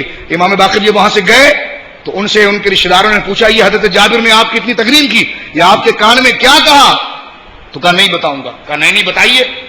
تو جب راضی کیا ان کو تو امام باقر نے کہا کہ دراصل حضرت جابر مجھ سے کہہ رہے تھے کہ ایک دفعہ مدینہ شریف میں حضور کے دربار میں بیٹھا تھا، سرکار نے میری طرف اشارہ کر کے مجھے بلایا اور میرے کان میں یہ بات کہی کہ جابر تیرے دربار میں میرا بیٹا آئے گا اور تو یہ میرا سلام کہ السلام علیکم یا ولد، اے میرے بیٹے تجھے سلام ہو، یہ میرا سلام اس تک پہنچانا. تو کہا یہ سلام کی روایت میرے سینے کے اندر تھی کہ جو میں نے امام باقر تک پہنچا دی ہے. تو آپ اندازہ لگائیے کہ حضرات صحابہ کرام علیہم رضوان اہل بیت کا ادب کتنا کرتے تھے. اور آج ہم 2 رکعت پڑھ لیتے تو ہم سمجھتے کہ جناب ہم بہت بڑے ہو گئے، اب ہمیں اہل بیت سے محبت کی کیا ضرورت ہے. اگر ہم اہل بیت سے محبت کریں گے، یا جناب محرم کے دن امام حسین کا اگر ہم ذکر کر لیں گے، یا حضرت امام جعفر صادق کے لیے 22 رجب کو کچھ اہتمام کر لیں گے، تو لوگ سمجھتے کہ شاید ہم سنت سے خارج ہو گئے. آپ اندازہ لگائیے صحابہ کرام علیہم رضوان نے کس مجھ سے ملاقات ہی نہیں کرتے، ملنے کے لیے نہیں آتے. تو کہا کہ حضور آپ کی مصروفیت ہوتی ہے اس لیے میں نہیں آتا. لیکن میں ایک دن آیا تھا، آپ سیدنا امیر معاویہ سے کسی بات پر گفتگو کر رہے تھے اور میں نے دیکھا کہ آپ کے خود صاحبزادے باہر کھڑے ہیں. تو کہا آپ اندر آ جاتے. تو کہا حضور جب آپ کے خود بیٹے باہر کھڑے تھے تو میں سے تاثر کیا لیتا. اس وقت حضرت عمر رضی اللہ تعالیٰ عنہ تعظیم اہل بیت میں آپ کے چہرے کا رنگ بدل گیا اور آپ نے حضرت امام حسین کے دونوں ہاتھوں کو اپنے ہاتھوں میں لے کر کہا کہ انت احق ابن عمر، کہ آپ میرے بیٹے عبداللہ ابن عمر سے زیادہ، انت احق منی عبداللہ ابن عمر، کہ آپ میرے لیے میرے بیٹے عبداللہ سے زیادہ محترم ہے. کبھی آپ مجھے اس حالت میں دیکھیں تو آپ کو قطعاً اجازت لینے کی ضرورت نہیں ہے، آپ جس وقت چاہیں میرے پاس تشریف لے آئیں. یہ گویا کہ اور ایک دفعہ آپ مال غنیمت تقسیم فرما رہے تھے، مال تقسیم فرما رہے تھے. حسنین کریمین کو آپ نے دگنا دیا. آپ کے بیٹے نے سوال کیا. حضرت عبداللہ کہتے ہیں کہ حضور کیا میں حضور کا صحابی نہیں؟ کیا میرے دل میں حضور کی محبت نہیں؟ کیا میں نے حضور کے ساتھ غزوات میں شرکت نہیں کی؟ آپ نے مجھے 500 درہم، ان کو 1000 درہم دیے. خود کا بیٹا سوال کر رہا ہے، حاکم خود ہے. آپ نے اہل بیت کی محبت سے سرشار ہو کر ایک تاریخ رقم کر دی. بیٹے سے کہنے لگے اچھا تو کہتا ہے کہ میں نے تجھے 500 دیا، ان کو میں نے 1000 دیا. سن، تو عمر کا بیٹا ہے اور یہ علی کے بیٹے ہیں. تو عمر کا بیٹا ہے اور یہ علی کے بیٹے ہیں. کیا ان کی طرح فضیلت یافتہ باپ تیرے پاس ہے؟ کیا ان کی طرح ماں تیرے پاس ہے؟ کیا ان جیسا نانا تیرے پاس ہے؟ اگر کسی کے پاس ایسا ہے تو لے آئے. عمر اس کو 500 نہیں 1000 درہم دے گا. آپ اندازہ لگائیے سیدنا عمر رضی اللہ تعالیٰ عنہ کی محبت کو آپ دیکھیے. اور ایک وقت تو ممبر پر آپ نے، امام حسین کے بچپنے کا عالم ہے اور جو چیز سوال کر رہے ہیں، کہا کہ جی میرے گھوڑے میں سست رفتاری آ گئی ہے، مجھے ایک تیز زیرک گھوڑا دے دیجئے. آپ نے اشارہ فرمایا کہ حسین کو گھوڑا دے دو. کہا حضور زین بھی خراب ہو گئی ہے، وہ بھی دے دیجئے. کہا یہ بھی دے دیں. اور بھی کئی تقاضے کیے. تو حضرت عبد الرحمن بن عوف آپ کے دوست ہیں، انہوں نے مسکرا کر کہا حضرت سیدنا عمر کو کہ یہ حسین تسلسل سے سوال کر رہے ہیں، آپ ایک سوال کے بعد دوسرے کے سوال کو نہیں سنتے، لیکن حسین کے ہر سوال کے بعد آپ ایک ایک چیز دیتے چلے جا رہے ہیں، تو اس کی کیا وجہ ہے؟ کیا حسین کو سارا مال اٹھا کر دے دو گے؟ حضرت عمر رضی اللہ تعالیٰ عنہ کے چہرے کا رنگ عقیدت اہل بیت میں تبدیل ہو گیا اور آپ نے اپنے امامے کو اتار کر فرمایا سنو عبد الرحمن، ہاں حسین مجھ سے جو مانگے گا میں سب دے دوں گا، اس لیے کہ عمر کے سر پر جو بال اگے ہیں یہ بھی حسین کے نانا کا صدقہ ہے. تو یہ محبت ہے اہل بیت سے صحابہ کرام علیہم رضوان کو. اور حضور علیہ الصلوۃ والسلام کی حدیث کے کامل ہیں کہ جو اپنی اولاد کو میری اولاد سے افضل نہ سمجھے گا وہ مومن نہیں ہو سکتا، بلکہ میری اولاد کو جو اپنی اولاد سے افضل سمجھے گا وہ مومن ہے. اور حضرت عمر، سیدنا صدیق اکبر، سیدنا عثمان غنی نے یہ سارے گویا کے عمل کر کے دکھا دیے کہ یقیناً اہل بیت خانوادہ رسالت ہونے کے اعتبار سے ان کا مرتبہ، ان کا مقام یقیناً سب سے اعلیٰ ہے. اور حدیث پاک میں آتا ہے، لوگ اکثر سوال کرتے ہیں کہ حضور نے حسین کو اپنا بیٹا کہا، امام حسن کو اپنا بیٹا کہا رضی اللہ تعالیٰ عنہ، جبکہ نسبت بیٹوں کی جو ہوتی ہے، اولاد کی جو ہوتی ہے وہ باپ کی طرف سے ہوتی ہے. تو یہ آپ کی اولاد آپ کے گویا کے نواسے ہیں، لیکن حضور علیہ الصلوۃ والسلام کی اولاد کیسے ہو گئے؟ ان کو اولاد کس طرح کہا جا سکتا ہے؟ اور انہیں ہاشمی کیوں؟ ان کو تو حضرت علی کی اولاد کہنا چاہیے، لیکن انہیں گویا کہ سرکار علیہ الصلوۃ والسلام کی طرف منسوب کیوں کیا جاتا ہے؟ تو یہ حدیث پاک میں سرکار نے خود جواب دے دیا. میرے آقا علیہ الصلوۃ والسلام فرماتے ہیں، حضرت جابر ہی اس کے راوی ہیں، کہتے ہیں کہ ان اللہ جعل ذریۃ کل نبی فی صلبہ، کہ اللہ نے ہر نبی کی اولاد کو اسی کی پشت سے جاری کیا ہے. ہر نبی کی اولاد اسی کی پشت سے ظاہر ہوئی ہے، اسی سے ظاہر ہوئی ہے. وَإِنَّ اللَّهَ جَعَلَ ذُرِّيَّتِي فِي صُلْبِ عَلِيِّ بْنِ أَبِي طَالِبٍ، لیکن میری اولاد کو اللہ رب العالمین نے، جتنی میری اولادیں ہیں سب کو اللہ رب العالمین نے علی کی پشت میں منتقل فرما دیا ہے. تو یہ اللہ رب العالمین کی قدرت باہرہ، کیونکہ خدا کسی نظام کا پابند نہیں ہے، خدا اسباب کی ترتیب کا پابند نہیں ہے، وہ جو چاہے کرے. وہ زہر میں اگر شہد کی تاثیر رکھ دے تو اس پر قادر ہے، وہ اگر گویا کہ شہد میں زہر کی تاثیر ڈال دے تو اس بات پر قادر ہے. قانون قدرت سے اللہ رب العالمین پابند نہیں، عالم اسباب کا گویا کہ ایک طریقہ ہے، ایک ڈھنگ ہے. تو اللہ رب العالمین نے اپنے قادر مطلق اختیارات اس کے قدرت کے ہیں، اسی بنا پر سرکار نے فرمایا کہ ہر ایک کی اولاد اس کی پشت سے جاری ہوتی ہے. میری ساری اولادیں اللہ رب العالمین نے حضرت علی کی پشت میں گویا کہ عطا فرمائی. اور دوسری حدیث پاک میں آتا ہے کہ لوگوں کی اولادیں تو جناب گویا کہ بیٹوں سے ہوا کرتی ہے، اللہ رب العالمین نے میری اولاد کو میری بیٹی سے جاری فرما دیا ہے. سیدہ زہرا کی طرف سرکار علیہ الصلوۃ والسلام نے گویا کہ یہ اشارہ فرمایا. اور اہل بیت کے اندر گویا کہ یہ فضیلت تمام گھرانے کو سرکار علیہ الصلوۃ والسلام نے عطا فرمائی. اور فرمایا، حضرت عمر اس کے راوی ہیں کہ حضرت عمر کہتے ہیں میں نے حضور سے سنا اور سرکار نے یہ فرما رہے تھے کہ کل سبب و نسب ينقطع الى يوم القیامہ الا ما كان من نسبی و سببی، کہ عمر قیامت کے دن ساری برادریاں اور سارے رشتہ داریاں قیامت کے دن کٹ جائیں گی، ختم ہو جائیں گی، کوئی کسی کے کام نہیں آئے گا. لیکن فرمایا کہ میری اولاد اور میرے طریقے پر چلنے والی اولاد وہ قیامت کے دن سب کے کام آئے گی. میری برادری سب کے کام آئے گی، میری اولاد سب کے کام آئے گی. اب اس اہل بیت کے اندر علماء نے کئی اقوال لیے ہیں، ازواج مطہرات بھی اہل بیت میں ہیں، سیدہ زہرا تو ہیں، حسنین کریمین تو ہیں، آل عباس، حضرت عباس ابن عبد المطلب رضی اللہ تعالیٰ عنہما کی اولاد بھی اہل بیت کے اندر ہے. حضرت علی سے بڑے 3 بھائی ہیں، خاص کر 2 بھائی جو زیور اسلام سے آراستہ ہوئے، سیدنا عقیل اور سیدنا جعفر رضی اللہ تعالیٰ عنہما. تو آل عقیل بھی اہل بیت میں سے، آل جعفر بھی اہل بیت میں سے ہیں، اور مولا علی کی وہ اولادیں جو سیدہ زہرا کے علاوہ ہوئی ہے وہ بھی اہل بیت میں سے ہیں. ان تمام کو اہل بیت میں شمار کیا، لیکن اہل بیت کا اصل مرض جس کو قرار دیا ہے وہ حسنین کریمین ہے. وہ حسنین کریمین ہے، کیونکہ ان کے پاس وہ نسبتیں ساری آ کر جمع ہو جاتی ہیں جو نسبتیں اور کسی کی طرف نہیں جاتی. اس لیے آپ دیکھتے ہیں علماء ربانیین نے ہاشمیت اور سیادت اور نعیمیت کا لقب جو ہے اور اہل بیت کے لیے نہیں استعمال کیا، لیکن حضرت امام حسن اور حضرت امام حسین اور ان کی اولاد کے لیے استعمال کیا. سید ان کو نہیں کہا گیا ہمارے عرف و رواج میں کہ جو حضرت عباس کی اولاد ہوئے، سید ان کو نہیں کہا گیا جو حضرت جعفر کی اولاد ہوئے، سید ان کو نہیں کہا گیا جو گویا کہ حضرت جعفر اور حضرت عقیل کی اولاد ہوئے، سید ان کو نہیں کہا گیا کہ جن پر محض صرف صدقہ حرام کیا گیا، بلکہ سید ان کو کہا گیا کہ جو حضرت امام حسن کی اولاد سے ہوئے ہیں اور حضرت امام حسین کی اولاد سے ہوئے ہیں. اس لیے کہ ان کو اہل بیت میں ہونے کے ساتھ ساتھ دیگر اتنے شرف حاصل ہو گئے کہ یہ شرف کسی اور کو نہیں ملے. سیدنا علی کرم اللہ وجہ الکریم کے حوالے سے میں یہاں ایک بات مزید عرض کر دینا چاہتا ہوں کہ صحابہ کرام علیہم رضوان حضرت علی کرم اللہ وجہ الکریم سے جو محبت کرتے تھے، تو دراصل سید عالم صلی اللہ علیہ وسلم نے خود اپنے صحابہ کرام کو اس چیز پر تیار فرمایا. حضرت علی روایت کہتے ہیں، جامع مستدرک ترمذی کی حدیث ہے، سرکار نے فرمایا رحم اللہ ابا بکر، اللہ ابو بکر پر رحم فرمائے، زوجنی ابنتہ، کہ اس نے اپنی بیٹی کا نکاح میرے ساتھ کیا. یہ یقیناً اس کے لیے بہت بڑے شرف کی بات ہے، اللہ اس پر رحم فرمائے. وحملنی الی دار الہجرہ، اور میرے ساتھ انہوں نے ہجرت کی ہے، یہ حضرت ابو بکر کی فضیلت ہے. وَأَعْتَقَ بِلَالًا مِنْ مَالِهِ، اور اپنے خالص مال سے بلال حبشی کو گویا کہ آزاد کیا. فرمایا رحم عمر، اللہ رب العالمین عمر پر رحم فرمائے. یقول الحق وَإِنْ كَانَ مُرًّا، کڑوی سے کڑوی بات اگر حق ہوگی تو عمر کہنے میں نہیں رکتا، عمر کہہ جاتا ہے، چاہے وہ کسی کو برا لگے، کچھ بھی لگے. عمر پر اللہ خاص اپنا کرم فرمائے کہ عمر جو ہے وہ حق کہنے والوں کی پہلی صف میں ہوتا ہے. وہ ہمیشہ حق کہتا ہے، چاہے لوگوں کو وہ بات بری لگے، چاہے وہ حق کتنا بھی کڑوا لوگوں کو لگے. لیکن عمر کسی سے شرم اور حیا نہیں کرتا، بلکہ وہ اپنے رب کی سے حیا کرتے ہوئے ہر حق بات کو لوگوں کے سامنے کر دیتا ہے. فرمایا رحم اللہ عثمان، اللہ رب العالمین عثمان پر خاص رحم فرمائے.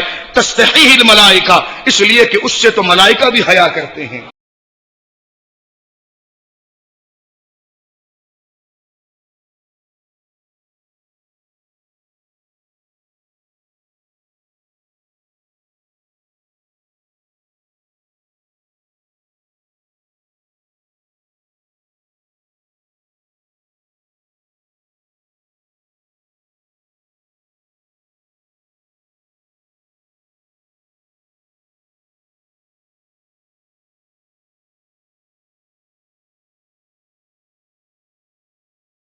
حیادار ہے.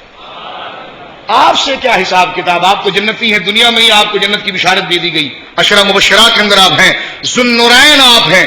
سرکار علیہ الصلوۃ والسلام کے 2 صاحبزادیاں آپ کے نکاح کے اندر ہے.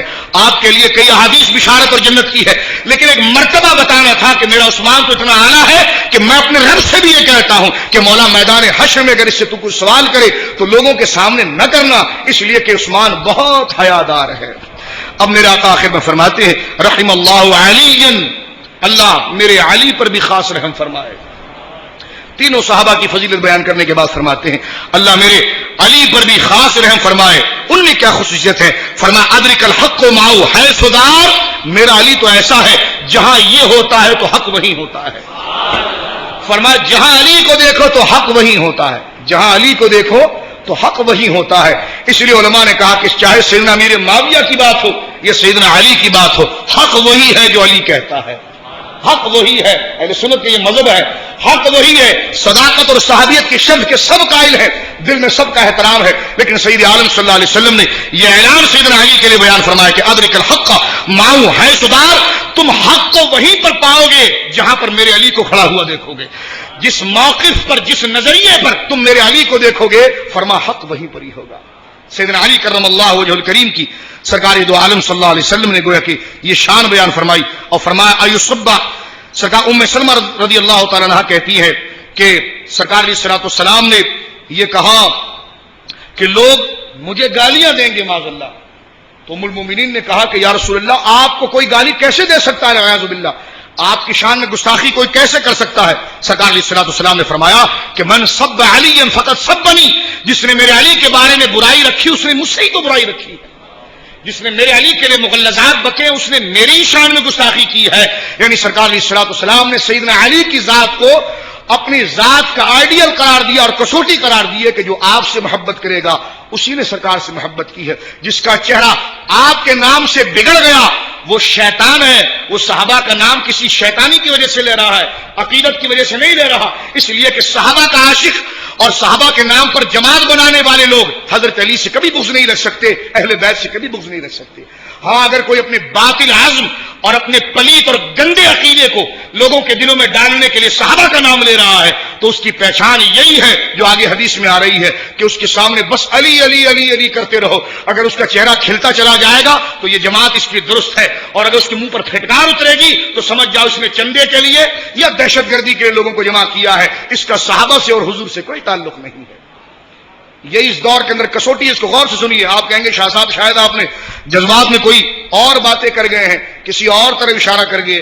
میں نے کہا اشارہ تو میں نے صحیح جگہ پر کیا جس کو آپ سمجھ گئے ہیں, لیکن وہ اشارے کا جو تیر چلایا وہ میں نے نہیں, وہ صحابہ کرام علیہم رضوان نے گویا کہ مہیا کیا ہے. اور کہیں نہیں, جامع ترمذی کے اندر گویا کہ یہ حدیث موجود ہے. ترمذی شریف اہل سنت کا ایک زبردست قسم کا حدیث کا مسودہ ہے. بخاری شریف آپ پڑھتے ہیں, اس کے بعد مسلم پڑھتے ہیں, اس کے بعد جامع ترمذی کا نام آتا. ترمذی کی ثقات پر علماء کی یہ بھی قول ہے کہ بعض علماء نے اس کو بخاری پر ترجیح دی ہے. یعنی یہ مقام جامع ترمذی کا ہے. اور امام ترمذی مانا کہ حضرت امام بخاری کے شاگرد ہیں, لیکن ہم کسی کو ترجیح و تنزلی کی بات نہیں کرتے, لیکن یہ کہتے ہیں کہ ترمذی شریف جو ہے وہ اہل سنت و جماعت کی کتب احادیث کا ایک صحیح ماخذ ہے, اور اس میں حدیث موجود ہے حضرت ابو سعید خدری رضی اللہ تعالیٰ عنہ. میں حدیث پڑھتا ہوں حضرت سعید خدری سے, اور پھر ان پر جو اللہ نے انعام کیا وہ بھی میں آپ کو بتاتا ہوں. حضرت ابو سعید خدری اہل بیت کی تعریف کر کے اللہ کی بارگاہ سے انعام بھی پاتے ہیں. حضرت ابو سعید خدری کہتے ہیں کہ جب اسلام مدینہ شریف میں پھیلا اور پھر سرکار علیہ الصلوۃ والسلام رفیق اعلیٰ کے سفر پر تشریف لے گئے, سیدنا عمر کا دور بھی جب چلا گیا تو اس کے بعد یہودیوں نے اپنا کام بہت تیز کر دیا. یہودیوں نے اپنا کام بہت تیز کر دیا. مسلمانوں کے لیے مسجد کی صفوں کے اندر بے شمار ایسے نمازیوں کو لا کر کھڑا کر دیا کہ جن کا چہرہ ہماری طرح ہوتا تھا, جن کا لباس ہماری طرح ہوتا تھا, جس کا انداز ہماری طرح ہوتا تھا, لیکن وہ اندر سے یہودی ہوتا تھا. یعنی اپنے ایجنٹ انہوں نے مسجدوں میں لے آئے, جنگوں میں لا کر ڈال دیے. یہودیوں نے مسلمانوں کے شرازے کو بکھیرنے کے لیے, اس اتحاد کو کاٹنے کے لیے یہودیوں نے سارے طریقے گویا کہ بروئے کار لائے. تو کہا کہ ہم پھر کسی سے امانت والی بات کرتے ہوئے ڈرتے تھے, اس لیے کہ کوئی راز کی بات کسی کو کریں تو اگلے نے ہماری طرح لباس پہنا ہے, وہ بھی کلمہ پڑھ رہا ہے, لیکن یہ کیا پتا کہ اندر سے یہودی ہے یا کون ہے. تو کہا ہمیں بڑا ڈر لگتا تھا کہ ہم اپنے دل کی بات مجمع میں افشا کریں نہ کریں, کہیں پر جا کر تقریر کریں تو کوئی راز کی بات اس تقریر میں عوام کو بتائیں کہ نہ بتائیں. تو پھر ان سے پوچھا گیا پھر آپ کرتے کیا تھے, علاج کیا تھا آپ کے پاس. تو کہا دیکھو جو یہودی کلمہ پڑھ کر آتا تھا اس کو تو قرآن نے منافق کہا ہے, اس کو قرآن نے منافق کہا, یعنی متذبذب ہے. اس کی مثال حدیث پاک میں آئی ہے کہ منافق کی مثال بکری کی ہے. حضور فرماتے کبھی وہ ایک بکری کی طرف جاتی ہے تو کبھی دوسرے بکری کی طرف جاتی ہے. یہ حدیث پاک میں گویا کہ منافق کی مثال دی گئی ہے. اور قرآن کہتا ہے منافق وہ ہے جو جہنم کے سب سے نیچے طبقے کے اندر ہوگا. منافق اس کو کہتے ہیں کہ جو یہودیوں کے پالے ہوئے پروردہ وہ لوگ کہ جو اندر سے اسلام کے خلاف ہیں لیکن ظاہری طور پر انہوں نے اسلام کا لبادہ اڑا ہوا ہے تاکہ اسلام کے اس مشن اور اتحاد کو پاش کریں. تو یہ آج کے دور میں تو نہیں, لیکن صحابہ کے دور میں یہ بڑی تشویش تھی کہ جناب اب کیا کیا جائے, کس طرح امانت کو آگے بڑھائی جائے, کس طرح گویا کہ راز کی بات آگے بڑھائی جائے. تو حضرت ابو سعید خدری انصاری ہیں, مدینے کے رہنے والے ہیں, صحابی ہیں. تو ان سے کسی نے پوچھا کہ امام صاحب پھر آپ تبلیغ کیسے کرتے تھے؟ وہ کہتے پھر میں کسی مجلس میں جب جاتا تھا نا, غور سے سنیں آپ, وہ کہتے پھر مجھے کوئی تقریر کے لیے بلا لے یا میں کہیں پر چلے جاؤں اور بات میں نے کوئی کرنی ہو, اب لوگوں کو دیکھنا ہو کہ سب کے سر پر پگڑیاں ہیں, سب کے منہ پر داڑیاں ہیں, اب اس میں ہے کون اپنا اور ایجنٹ کون ہے. تو پھر کہتے ہیں کہ انا کنا لنعرف المنافقین نحن معاشرۃ الانصار ببغض علی بن ابی طالب. ہم اس مجمع میں جاتے اور حضرت علی کا ذکر شروع کر دیتے. آپ بھی سبحان اللہ ذرا زور سے کہیے گا. یہ حدیث پاک صرف سننے کے لیے نہیں ہے، یہ عمل ہے، ایمان کی کسوٹی ہے. یہ پے در پہ تو میں باتیں بتا رہا ہوں، یہ بھولنے کی نہیں ہے. وہ کہتے ہیں کہ جی ہم جاتے اور اس مجمع کے اندر مولا علی کا ذکر شروع کر دیتے. نعرہ حیدری. ہاں، اس سے ہر چیز نکھرتی ہے. یہ صحابہ کا عمل ہے، اس پہ کوئی تعجب یا مسخرے کی بات نہیں ہے. یہ بات جو ہم نے کی بالکل درست ہے. وہ کہتے ہیں کہ ہم جا کر اس مجمع میں مولا علی کا ذکر کرتے تو کہا جس کا چہرہ کھل جاتا تو ہم کہتے ہیں مجمع راز جیسا ہے، اور جس کے چہرے پر پھٹکار ہوتی تو فرمایا لنا عارف المنافقین، ہم کہتے ضرور یہ منافق ہے، ضرور یہ منافق ہے. اس لیے حضرت علی کا ذکر سن کر اس کا چہرہ کھلا نہیں ہے. تو ایک دفعہ میں پھر کہتا ہوں نعرہ حیدری کرم اللہ وجہہ الکریم. یہ ایمان کی کسوٹی ہے. اور سنیو اس بات کو یاد رکھو، سنیت اور خارجیت کے اندر ایک باریک لکیر ہے. اگر اس لکیر کا خیال نہیں کیا تو بندہ دوسری طرف کنورٹ ہو جاتا ہے. اور ایک چیز ہے جو بندے کے اندر بندے کو سنیت کی طرف دھکیل کر رکھتی ہے، اور وہ حضرت اہل بیت، حضرت علی کی محبت ہے. حضرت علی کی محبت ہے جو بندے کو ایک بارڈر، ایک حد ہے، ایک سرحد ہے کہ جناب وہ بندے کو وہاں سے خارجیت کی طرف نہیں آنے دیتی. اور وہ کیا چیز ہے؟ حضرت مولا علی کی محبت ہے. اور حضرت مولا علی سے صحابہ محبت کیسے کرتے تھے؟ حضرت علی کوفے میں ہے. میں آخری جملوں کی طرف آ گیا ہوں، آپ کی شہادت کی طرف. حضرت علی کوفے کے اندر ہے. آپ نے اپنا مسند خلافت کوفے کو بنایا. حضرت علی کوفے میں ہے تو آپ بیٹھے ہوئے ہیں. رحم اللہ وجہ الکریم نے اندر سے کسی سے کہا یہ کون ہے جو مجھے مولا مولا کہہ رہا ہے؟ یہ باہر کھڑے ہو کر کون مجھے مولا مولا کہہ رہا ہے؟ اور قرآن نے بھی کہا نا جی فَإِنَّ اللَّهُ مَوْلَاهُ وَجِبْرِيلُ وَصَالِحُ الْمُؤْمِنِينَ. ایک مجھ سے کہنا کہ جی آپ جو ہے وہ مولا کسی کو نہیں کہہ سکتے کیونکہ مولا خدا کو کہا جاتا ہے. میں نے کہا ابھی آپ کا تعارف ہوا تھا کہ حضرت مولانا، تو جب آپ کو مولانا کہہ سکتے ہیں تو حضرت علی کو مولا نہیں کہہ سکتے؟ تو یہ عجیب ہے. آپ مولانا ہو سکتے ہیں، حضرت علی مولا نہیں ہو سکتے. آپ کے لیے مولانا کہا جائے، مولانا ہمارا مولا، نہ تو نہ کا معنی ہے ہمارا، نہ کا معنی ہمارا، مولانا ہمارا مولا. تو جب آپ کو آپ کی برادری سارا ہمارا مولا کہہ سکتی ہے تو مسلمان بھی ایک ایسی برادری ہے جو حضرت علی کو اپنا مولا کہتی ہے. مولا علی کرم اللہ وجہ الکریم کو تو حضرت علی نے یہ فرمایا کہ باہر دیکھو یہ کون شخص ہے جو مجھے مولا مولا کہتا ہے. ان کا نام لوں گا نا تو اب حیرت سے آپ حیران ہو جائیں گے کہ حضرت علی کو مولا کون کہہ رہا تھا. آج یہ نہ علم اور نہ کوئی طاقت، نہ کوئی بساط، نہ کوئی صلاحیت، ہر چیز پر اعتراض جھڑ دیتے ہیں کہ جناب مزہ تب ہے کہ جب بندہ تحقیق کر کے کسی بات کا اعتراض کرے. نہ معلوم ہو تو پھر اعتراض کر دینا یہ درستگی نہیں. کبھی کبھی بندہ اپنے ایمان سے ہاتھ دھو بیٹھتا ہے، بالخصوص ان موضوع اور ان ایشو پر جب بندہ اعتراض کرتا ہے تو دو وجہ سے اعتراض کرتا ہے. ایک تو اس کو پتا نہیں ہے اس لیے کر رہا ہے تو یہ اس کے لیے نعمت ہے، یا پھر وہ سیکھنا ہی نہیں چاہتا بس وہ بغض میں کر رہا ہے تو پھر تو ایمان ہی کی چھٹی ہو گئی. تو لہٰذا یہ مسئلہ عقیدے کا جو یہ بڑا حساس ہے. حضرت علی نے فرمایا جاؤ باہر دیکھو یہ مجھے مولا کہہ کون رہا ہے. تو جب دروازہ کھول کے پردہ ہٹا کر دیکھا گیا تو وہ کون تھے جو مولا مولا کہہ رہے تھے. یہ اہل سنت کی حدیث کی صحیح کتاب امام بخاری، امام مسلم، امام احمد کے استاذوں میں سے ہے حضرت امام ابن ابی شیبہ، جن کا مصنف ابن ابی شیبہ میں یہ روایت موجود ہے. پردہ ہٹایا گیا تو دیکھا گیا تو وہ حضرت ابو ایوب انصاری تھے. کون؟ حضرت ابو ایوب انصاری.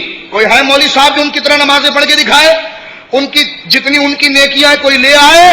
تو ابو ایوب انصاری اتنے بڑے بزرگ لیکن پھر بھی دروازے پر سر جھکا کر کہتے یا مولائی یا مولائی یا مولائی. حضرت علی نے بلایا اور سینے سے لگایا. باتوں باتوں میں پوچھا کہ تم نے مجھے مولا کیوں کہہ دیا تھا؟ تو انہوں نے کہا تھا کہ سمعت رسول اللہ صلی اللہ علیہ وسلم، سمعت رسول اللہ، میں نے حضور سے سنا. حضور نے فرمایا من کنت مولاہ فعلی مولا، میرے آقا نے فرمایا تھا کہ جس کا میں مولا ہوں اس کا علی مولا ہے. اور قرآن نے یہ کہا ہے کہ فإن اللہ مولاہ، اللہ تمہارا مولا ہے. فإن اللہ مولاہ وجبریل وصالح المؤمنین، محبوب اللہ تیرا مولا، جبریل تیرا مولا، مومنین تیرا مولا، اور تو ان کا مولا اور یہ تیرا مولا. تو جب اللہ رب العالمین نے، اور یہاں سے کانسیپٹ اور بھی آیا کہ جو لفظ اللہ کے لیے بولا جائے کیا وہ بندوں کے لیے بولا جا سکتا ہے؟ ایک سوال پیدا ہوتا ہے. تو اس میں جواب یہ ہے کہ لفظ تو بولا جا سکتا ہے لیکن جن معنوں کے لیے اللہ کے لیے بولا جا رہا ہے ان معنوں کے لیے اگر بندے کے لیے بولا گیا تو شرک ہے. صرف لفظ استعمال کرنے سے شرک نہیں ہوتا کہ یہ آپ کہتے ہو اللہ نے بھی دیا، داتا نے بھی دیا. تو میں نے کہا جی خدا نے خود فیصلہ کر دیا. اللہ فرماتا ہے بسم اللہ الرحمن الرحیم، اللہ بھی رحیم اور قرآن مجید برہان رشید نے حضرت نبی پاک کے لیے فرمایا بالمؤمنین رؤوف الرحیم، کہ محبوب ہم نے آپ کو رؤوف الرحیم کہہ دیا۔ اللہ بھی حفیظ ہے اور علیم ہے، حضرت یوسف خود کے لیے کہتے ہیں انی حفیظ علیم، میں بھی حفیظ اور علیم ہوں۔ اللہ بھی کریم ہے اور اللہ خود فرماتا ہے انہ لقول رسول کریم، میرے جبریل جو ہے یہ بھی کریم ہے۔ پتا چلا کہ ایک لفظ اگر دو ذاتوں پر بولا گیا تو لفظوں کے اشتراک سے شرک نہیں ہوتا، معنوں کو جب ایک کر دیں گے تو شرک ہو جائے گا۔ جس معنی میں اللہ کو رحیم کہہ رہے ہیں کہ وہ رحم کرنے میں کسی کا محتاج نہیں، اور باقی جو رحیم ہے، حضور کو جو رحیم کہا گیا، یہ رحم کرنے میں اللہ سے لے کر لینے کے محتاج ہیں۔ اب اگر کوئی شخص اس معنی میں کسی کو رحیم کہے گا جس معنی میں اللہ کو کہہ رہا ہے، تو جب معنی میں یہ اتحاد پایا گیا تو شرک آ جائے گا، لفظوں میں شرک نہیں ہوتا۔ اس لیے کہ ہم اللہ کو بھی زندہ کہتے ہیں، خود کو بھی زندہ کہتے ہیں، ہم اللہ کو بھی قائم کہتے ہیں، ہم خود کو بھی قائم کہتے ہیں۔ تو گویا کہ یہ ساری چیزیں، اور اللہ نے خود کے لیے بھی سمیع بصیر کا لفظ استعمال کیا اور انسانوں کے لیے بھی سمیع بصیر کا لفظ استعمال کیا، خود کے لیے بھی اللہ نے مومن کا لفظ استعمال کیا۔ وہ جی کہتے ہیں سارے مومن بھائی بھائی ہیں، تو میں نے کہا اللہ رب العالمین بھی تو مومن ہے، الملک القدوس السلام المومن، تو آپ بھی مومن، اللہ بھی مومن، شرک نہیں ہوا کیونکہ لفظ تو دونوں پر بولا گیا۔ تو شرک میں اتنی جلدی مشین نہیں چلانی چاہیے کہ کہیں فتویٰ دینے میں ہمارا عقیدہ خراب نہ ہو جائے۔ سارے معاملات، سارے زاویے، ساری علمی بحثیں دیکھ کر، کیونکہ یہ انتہائی اقدام ہے، اس کے بعد پھر تیر لوٹ کر نہیں آئے گا، تو کسی مسلمان کے لیے حکم لگانے سے پہلے اس کا عقیدہ، اس کا نظریہ، اس دور کا کلچر، اس دور کے لب و لہجے کو دیکھ کر ہی فیصلہ کرنا چاہیے، ورنہ تو قرآن کچھ کہہ رہا ہوگا اور ہم اپنی زبان سے کچھ کہہ رہے ہوں گے۔ تو حضرت علی کرم اللہ وجہ الکریم کو اللہ رب العالمین نے یہ شان عطا فرمائی۔ حضرت علی نے اپنے آخری لمحات کوفے کے اندر بسر کیے تھے، کوفے کے اندر حضرت علی نے اپنے آخری لمحات جو ہے کہ وہ بسر کیے تھے۔ سیدنا علی کرم اللہ وجہ الکریم کو اللہ رب العالمین نے ایقان کا بادشاہ بنایا ہے اور دانائی اور سمجھداری کا امام بنایا ہے۔ سیدنا علی کرم اللہ وجہ الکریم ایک دفعہ حضور کے ساتھ بیٹھے ہوئے تھے، تو سیدنا علی سرکار نے نماز پڑھائی، نماز سے فارغ ہوئے، سیدنا علی مسجد سے باہر نکلے، صحابہ بھی نکلنے لگے، تو سیدنا عمر کو سرکار علیہ الصلوۃ والسلام نے فرمایا عمر، اس روئے زمین پر دو شخص بہت بدبخت ہیں، دو آدمی اس روئے زمین پر بہت بدبخت ہیں۔ حضرت عمر نے پوچھا حضور کون؟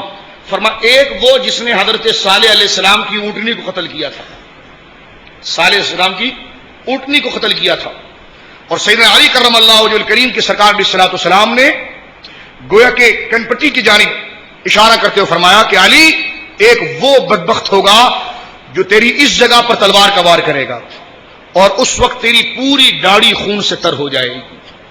یہ سرکار علیہ الصلوۃ والسلام نے حضرت علی کی شہادت سے پہلے ہی خبر مرحمت فرمائی، یہ خبریں مرحمت فرمائی۔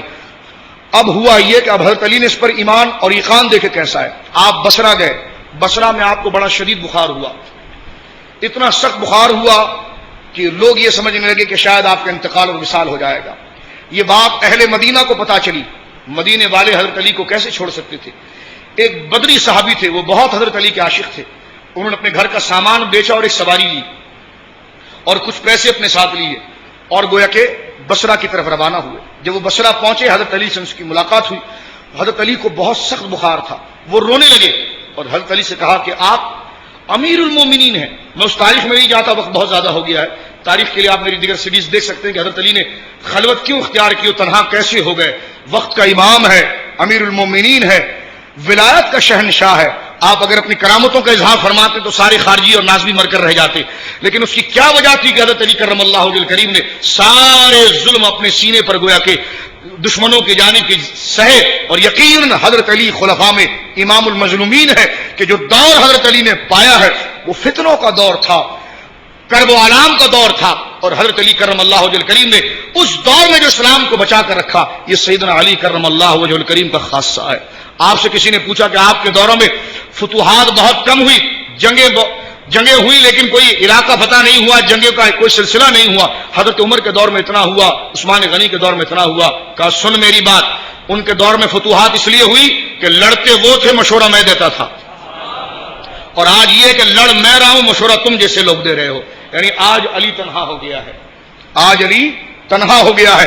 اور حضرت عمر رضی اللہ تعالیٰ عنہ سے متعلق یہ کئی باتیں ہیں کہ حضرت عمر اپنے ہر جنگی مہم کے لیے حضرت علی سے مشورہ لیتے، اور حضور کی اس حدیث کو وہ جانتے تھے کہ جس جگہ میرا علی ہوگا وہیں پر حق جائے گا، حق وہیں پر ہوگا، اور ایک ایک مشورہ لیتے اور جس بات کو حضرت علی کہتے اس پر حضرت عمر عمل کرتے. اور برملا حضرت علی سے محبت اتنی تھی، برملا جمعے میں منبر پر کہتے تھے، اے اللہ مجھے وہاں نہ رکھنا جہاں علی نہ ہو، مجھے وہاں نہ رکھنا جہاں علی نہ ہو. تو حضرت فاروق اعظم رضی اللہ تعالی عنہ حضرت علی کا نام ہے. مسلمانوں کی کمزوری کو محسوس کرتے ہوئے اسی بات کو دیکھا، اس نے کہا کہ ہاں فرنگی نے، انگریزوں نے جو مسلمانوں پر 1857 میں زر لگا کر ان کو کمزور کیا ہے، وہ اپنی تلوار یا گولی سے نہیں کیا، مسلمانوں میں ایسے فرقے نکال دیے کہ جنہوں نے نبی کی محبت ان کے دلوں سے نکال دی، نبی کی محبت ان کے دلوں سے نکال دی. جس طرح کہ ایک شیطان مرزا احمد قادیانی، جس کے لیے آج کل ایک شیطان بڑے دعائیہ کلمات کہہ رہا ہے، آج کل ایک شیطان اور ابلیس اس کے لیے بڑے دعائیہ کلمات کہہ رہا ہے، اور آج مسلمانوں کی غیرت ایمان مر گئی ہے. آج مسلمان اتنا بے غیرت ہو گیا ہے کہ جس نے نبوت کا دعویٰ کیا مرزا غلام احمد قادیانی معاذ اللہ، اس کے لیے دعائیں مغفرت کی جا رہی ہے. مولوی بھی، پیر بھی، امام بھی، مقتدی بھی سب خاموش ہیں. میں نے کہا یہ بہت بڑی لعنت کا ہم انتظار کر رہے ہیں. او پیرو، اگر اس وقت تم نے نہیں حق کہا، مولویوں اس وقت تم نے حق نہیں کہا، عوام نے اس وقت اگر ایمان کی بات نہیں کی، تو یہ سب ڈرامہ ہے تمہارا. ایمان اس میں کہیں نظر نہیں آتا، واللہ ایمان اس میں کہیں نظر نہیں آتا. کہ غلام مرزا احمد قادیانی کے لوگ اپنے کام میں مصروف ہو گئے، سید عالم صلی اللہ علیہ وسلم کے مقابلے میں نبوت کا جھنڈا گاڑ دیا، اور وہ ایک فرعون پردیش میں بیٹھ کر وہاں سے ان کی تعلیم میں بیان دے رہا ہے.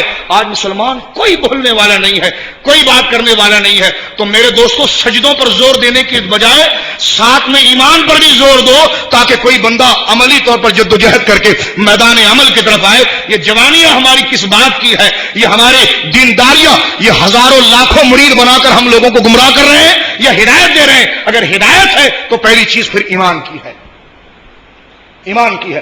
تو کیا آپ میرے ساتھ مل کر سرکار کی بارگاہ میں یہ احتجاج ریکارڈ کراتے ہیں کہ مرزا غلام احمد کافر ہے، مرتد ہے، جو اس کے ساتھ حمایت کرے، اس کے لیے گوشہ دل کا نرم رکھے، اس سے محبت کرے، وہ بھی کافر ہے؟ کیونکہ ختم نبوت ایمان کا مسئلہ ہے. قرآن نے کہا ما کان محمد ابا احد من رجالکم ولکن رسول اللہ وخاتم النبیین، کہ ہم نے اپنے اس محبوب پر نبوت کو ختم کر دیا ہے، اس کے بعد کوئی نبی نہیں آئے گا. سرکار علیہ الصلوۃ والسلام کے بعد جس نے بھی نبوت کا دعویٰ کیا، صحابہ کرام علیہم رضوان نے اسے زندہ جلایا یا اسے چیر کر رکھ دیا یا اسے قتل کر دیا. یہ ہمارے ان لوگوں کی بات تھی، ہم صحابہ کا نام لینے والے ہیں. میرے دوستو، جب تک یہ جذبہ ہمارے دلوں کے اندر جوان نہیں ہوگا، ہم ایمان ساتھ نہیں لے جا سکتے. اس بات کو یاد رکھیے، ایمان ساتھ جب جائے گا کہ جب ہمارے اندر ایمانی غیرت آئے گی. اب آپ تک میں یہ بات پہنچا چکا ہوں اور اپنے رب سے دعا کرتا ہوں کہ اللہ مجھے بھی پہلی صف میں آ کر اس پر مقابلہ کرنے کی توفیق دے، اور آپ کو بھی اپنے ایمان بچانے کی توفیق عطا فرمائے. اور میں اس وقت بہت آزادی سے بول رہا ہوں، کیونکہ نہ میری کوئی تنظیم ہے نہ میں پیر ہوں، اس لیے میں نے حق بول دیا. کیونکہ کچھ لوگ کا کوئی مقصد ہے اس لیے حق نہیں بول پاتے، لیکن الحمدللہ اللہ نے مجھے اس وبا سے آزاد رکھا کہ نہ میری کوئی تنظیم ہے اور نہ میں گویا کہ پیر صاحب ہوں. اس لیے میں نے حق آپ تک پہنچا دیا کہ ختم نبوت کے لیے تیار ہو جائیے. جس علاقے کے اندر فسق و فجور اور بد اعتقادی، نبی کے لیے گالی کی باتیں عام ہو رہی ہوں اور اس وقت لوگ نمازیں پڑھ رہے ہوں، درجنوں حدیثیں گواہ ہیں ان کی نمازیں مقبول نہیں ہوتی، درجنوں حدیثیں گواہ ہیں ان کی نمازیں مقبول نہیں ہوتی. فرشتوں کو خدا کہتا ہے جاؤ لعنتیں ان کو اتارو. فرشتے کہتے ہیں مولا وہ ایک بڑے پیر صاحب بھی وہاں پر بیٹھے ہوئے ہیں. اللہ فرماتا پہلے اس پر لعنت اتار، اس لیے کہ اس نے لوگوں کو حق کیوں نہیں بتایا. یہ حدیثیں ہیں، میری بات کا برا مانے آپ کی مرضی ہے، میں نے اپنے جذبات سے کچھ نہیں کہا، میں نے حدیث کا خلاصہ آپ کے لیے پیش کیا. ورنہ مجھے بھی اچھا لگتا ہے کہ لوگ آئیں اور مجمع کثیر ہو جائے، سارے معاملات ہو جائے، یہ انسان کا ایک ضرب ہے. لیکن میں آپ کے مجمع سے بہتر اپنے آپ کو خدا کی بارگاہ میں پارسا بنانے کی کوشش کرنا چاہتا ہوں کہ مرنے سے پہلے میرے پاس کوئی عمل تو نہیں ہے، شاید یہ غیرت کی بات کر کے اللہ رب العالمین ہماری مغفرت فرما دے. میرا مقصد کسی پر تنقید نہیں تھا، یہ تو جغرافی حالات پر ایک بے حسی آپ کو بتانا تھا. اللہ کا کرم ہے، پیر خانے سے ہمارا تعلق ہے اور پیروں کی اولاد ہے. کوئی ہمیں پیر کی محبت کیا سکھائے گا اور سنیت کی محبت کیا سکھائے گا. لیکن میں ایک مجموعی طور پر آپ کو بتا رہا ہوں جو ایک اور اول گویا کہ ایک سستی کاہلی ہے. تو کوئی ایک تو حق لگائے اور ایک تو آواز لگائے. دل میں جب تک دشمن کی دشمنی نہیں رہے گی تو شیطان حملہ کر لے گا.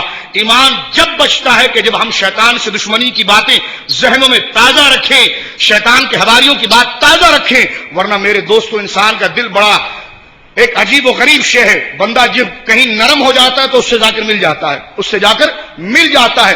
قرآن نے بار بار جہاد کا کیوں حکم دیا، شیطان کی کیوں مذمت کی، مرتد اور کفار کا رد کیوں کیا؟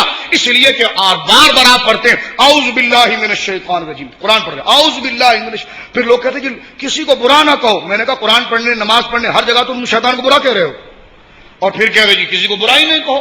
قرآن تو خود کہہ رہا ہے اور تم ہر جگہ کہہ رہے ہو اعوذ باللہ من الشیطان الرجیم. شیطان کو آخر جو آپ برا کہہ رہے ہو نہیں کہہ رہے ہو، اگر کہہ رہے ہو کس وجہ سے کہہ رہے ہو؟ کہا جی اس نے خدا کی نافرمانی کی ہے. تو ہم نے کہا یقیناً شیطان نے خدا کی نافرمانی کی، تو جس طرح شیطان نے خدا کی نافرمانی کی، جس طرح اہل خیر کی تعریف ہوگی، اس طرح شیطان کے رستے پر جتنے چل رہے ہیں سب اعوذ باللہ من الشیطان الرجیم میں آ جائیں گے. تو لہذا میرے دوستو اپنے ایمانوں کی فکر کرو، یہ بہت پرفتن دور ہے. خدا کے واسطے اپنی جوانیوں کی فکر اس اعتبار سے کہو کہ اصل چیز ایمان ہے. جس کے اندر ایمان رہا وہی بخشا جائے گا. ایمان چاہے رائے کے دانے کے برابر کیوں نہ ہو، اللہ رب العالمین اسے جہنم میں داخل نہیں کرے گا. یہ رب کا وعدہ ہے. رب کہتا ہے اگر کسی کا پورا دل ایمان سے بھرا ہوا ہے وہ اس کی تو بات ہی اور ہے، لیکن اگر کوئی جوش و غیرت کے ساتھ رائی کے دانے کے برابر بھی ایمان کو اگر صرف دل میں لے گیا تو اللہ رب العالمین کہتا ہے کہ اسے جہنم میں نہیں ڈالا جائے گا اور اسے اٹھا کر جنت میں ڈال دیا جائے گا. تو ایمان اگر رائی کے دانے کے برابر بھی ہو میرے دوستو تو یہ حال ہوتا ہے.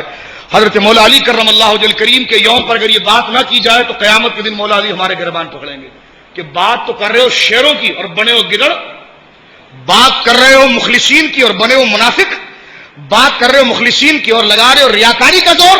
تو لہذا جو اس منصب پر بولے گا اس کے لیے ان کا مزاج اپنے اندر اتارنا پڑے گا، اس لیے کہ صرف موضوع نہیں ہے، ان کے مزاج میں بھی ڈھلنا اصل شریعت ہے. ان کے مزاج، ان کی فکر میں ڈلنا یہ اصل تقویٰ ہے. سیدنا مولا علی نے فرمایا کہ یہ مت سمجھ تو بھائی کہ میں یہاں مر جاؤں گا، میرے آقا نے تو یہ فرمایا ہے کہ میری اس جگہ پر تلوار کا وار ہوگا. عقیدہ دیکھیں حضرت علی کا کہ اس جگہ پر تلوار کا وار ہوگا، اور دونوں ہاتھوں سے اپنی داڑھی کو پکڑا اور اس اپنے بدری دوست سے کہا کہ یہ میری پوری داڑھی جب خون سے بھر جائے گی نا تو اس وقت میں دنیا سے جاؤں گا، بخار سے میں نہیں مر سکتا. بخار سے ان کو رخصت کر دیا. مولا علی کرم اللہ وجہ الکریم 21 رمضان مبارک اکثر علماء نے لکھا ہے طبیعت بہت نحیف ہو گئی تھی، فکر تفرقات اتنے ہو چکے تھے، مسائل اتنے کھڑے ہو گئے تھے. جنہوں نے اپنے آنکھوں کے سامنے اسلام کو طلوع ہوتے ہوئے دیکھا، اس کو پھیلتے ہوئے دیکھا، میدانوں میں جہاد کرتے ہوئے دیکھا، آج دیکھ رہے ہیں اسی صف کے اندر لوگ آ کر اسلام کو تار تار کر رہے ہیں. یہ فکر ایک ذمہ داری کے اعتبار سے کھائی جا رہی ہے اور ہر بات کوشش کی جا رہی ہے. مسلمانوں میں اتحاد نہیں ہو پا رہا، فرقہ در فرقہ مسلمان ہوتے چلے جا رہے ہیں. یہ فکر الگ ہے. کھانا پینا چھوٹ گیا، ظلم بربریت ایک طرف، آپس کی لڑائیاں ایک طرف. یہ بے شمار چیزیں ایسی تھی کہ سیدنا علی کرم اللہ وجہ کریم کے جسم کے بارے میں کہا جاتا ہے کہ آپ کی کمر جو ہے وہ جھک چکی تھی، کندھوں کے اوپر سے گوشت گر چکا تھا، ہتھیلیوں کے اوپر سے تقریباً گوشت چلا گیا تھا، ہڈیاں پورے جسم پر راسخ تھی. اور یہی دعا کرتے تھے کہ مولا مجھے اسی دین کا وفادار بنا جس نبی کی گود میں میری پرورش ہوئی ہے، تو میں چاہتا ہوں کہ وہی عقیدہ میں لے جاؤں اور اپنے نبی سے سرخرو ہو کر ملوں. ایک رات پہلے آپ اپنا خواب بیان کرتے ہیں کہ میں بیٹھا ہوا ہوں اور سرکار تشریف لائے اور سرکار نے میرے سر پر ہاتھ پھیرا، کہا علی بہت پریشان ہو گئے ہو اور بہت تھک چکے ہو، اب تم ہمارے پاس آ جاؤ. تم نے اپنے وعدے کو وفا کر لیا علی، اب تم پریشان نہ ہو، اب تم آ جاؤ.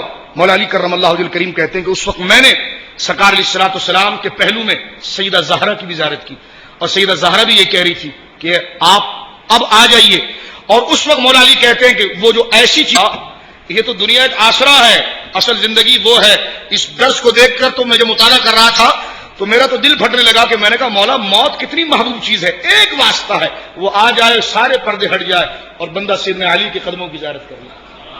تو موت تو مومن کے لیے بہت بڑی نعمت ہے. اس سے جب بندہ عقیدت لگاتا ہے، آخرت کا تصور لگاتا ہے تو اس میں جرت بھی آتی ہے، ایمان بھی آتا ہے، اور پھر خدا کے حضور سجدہ کرنا اور سبحان ربی الاعلیٰ کہنے کا مزہ ہی کچھ اور ہوتا ہے.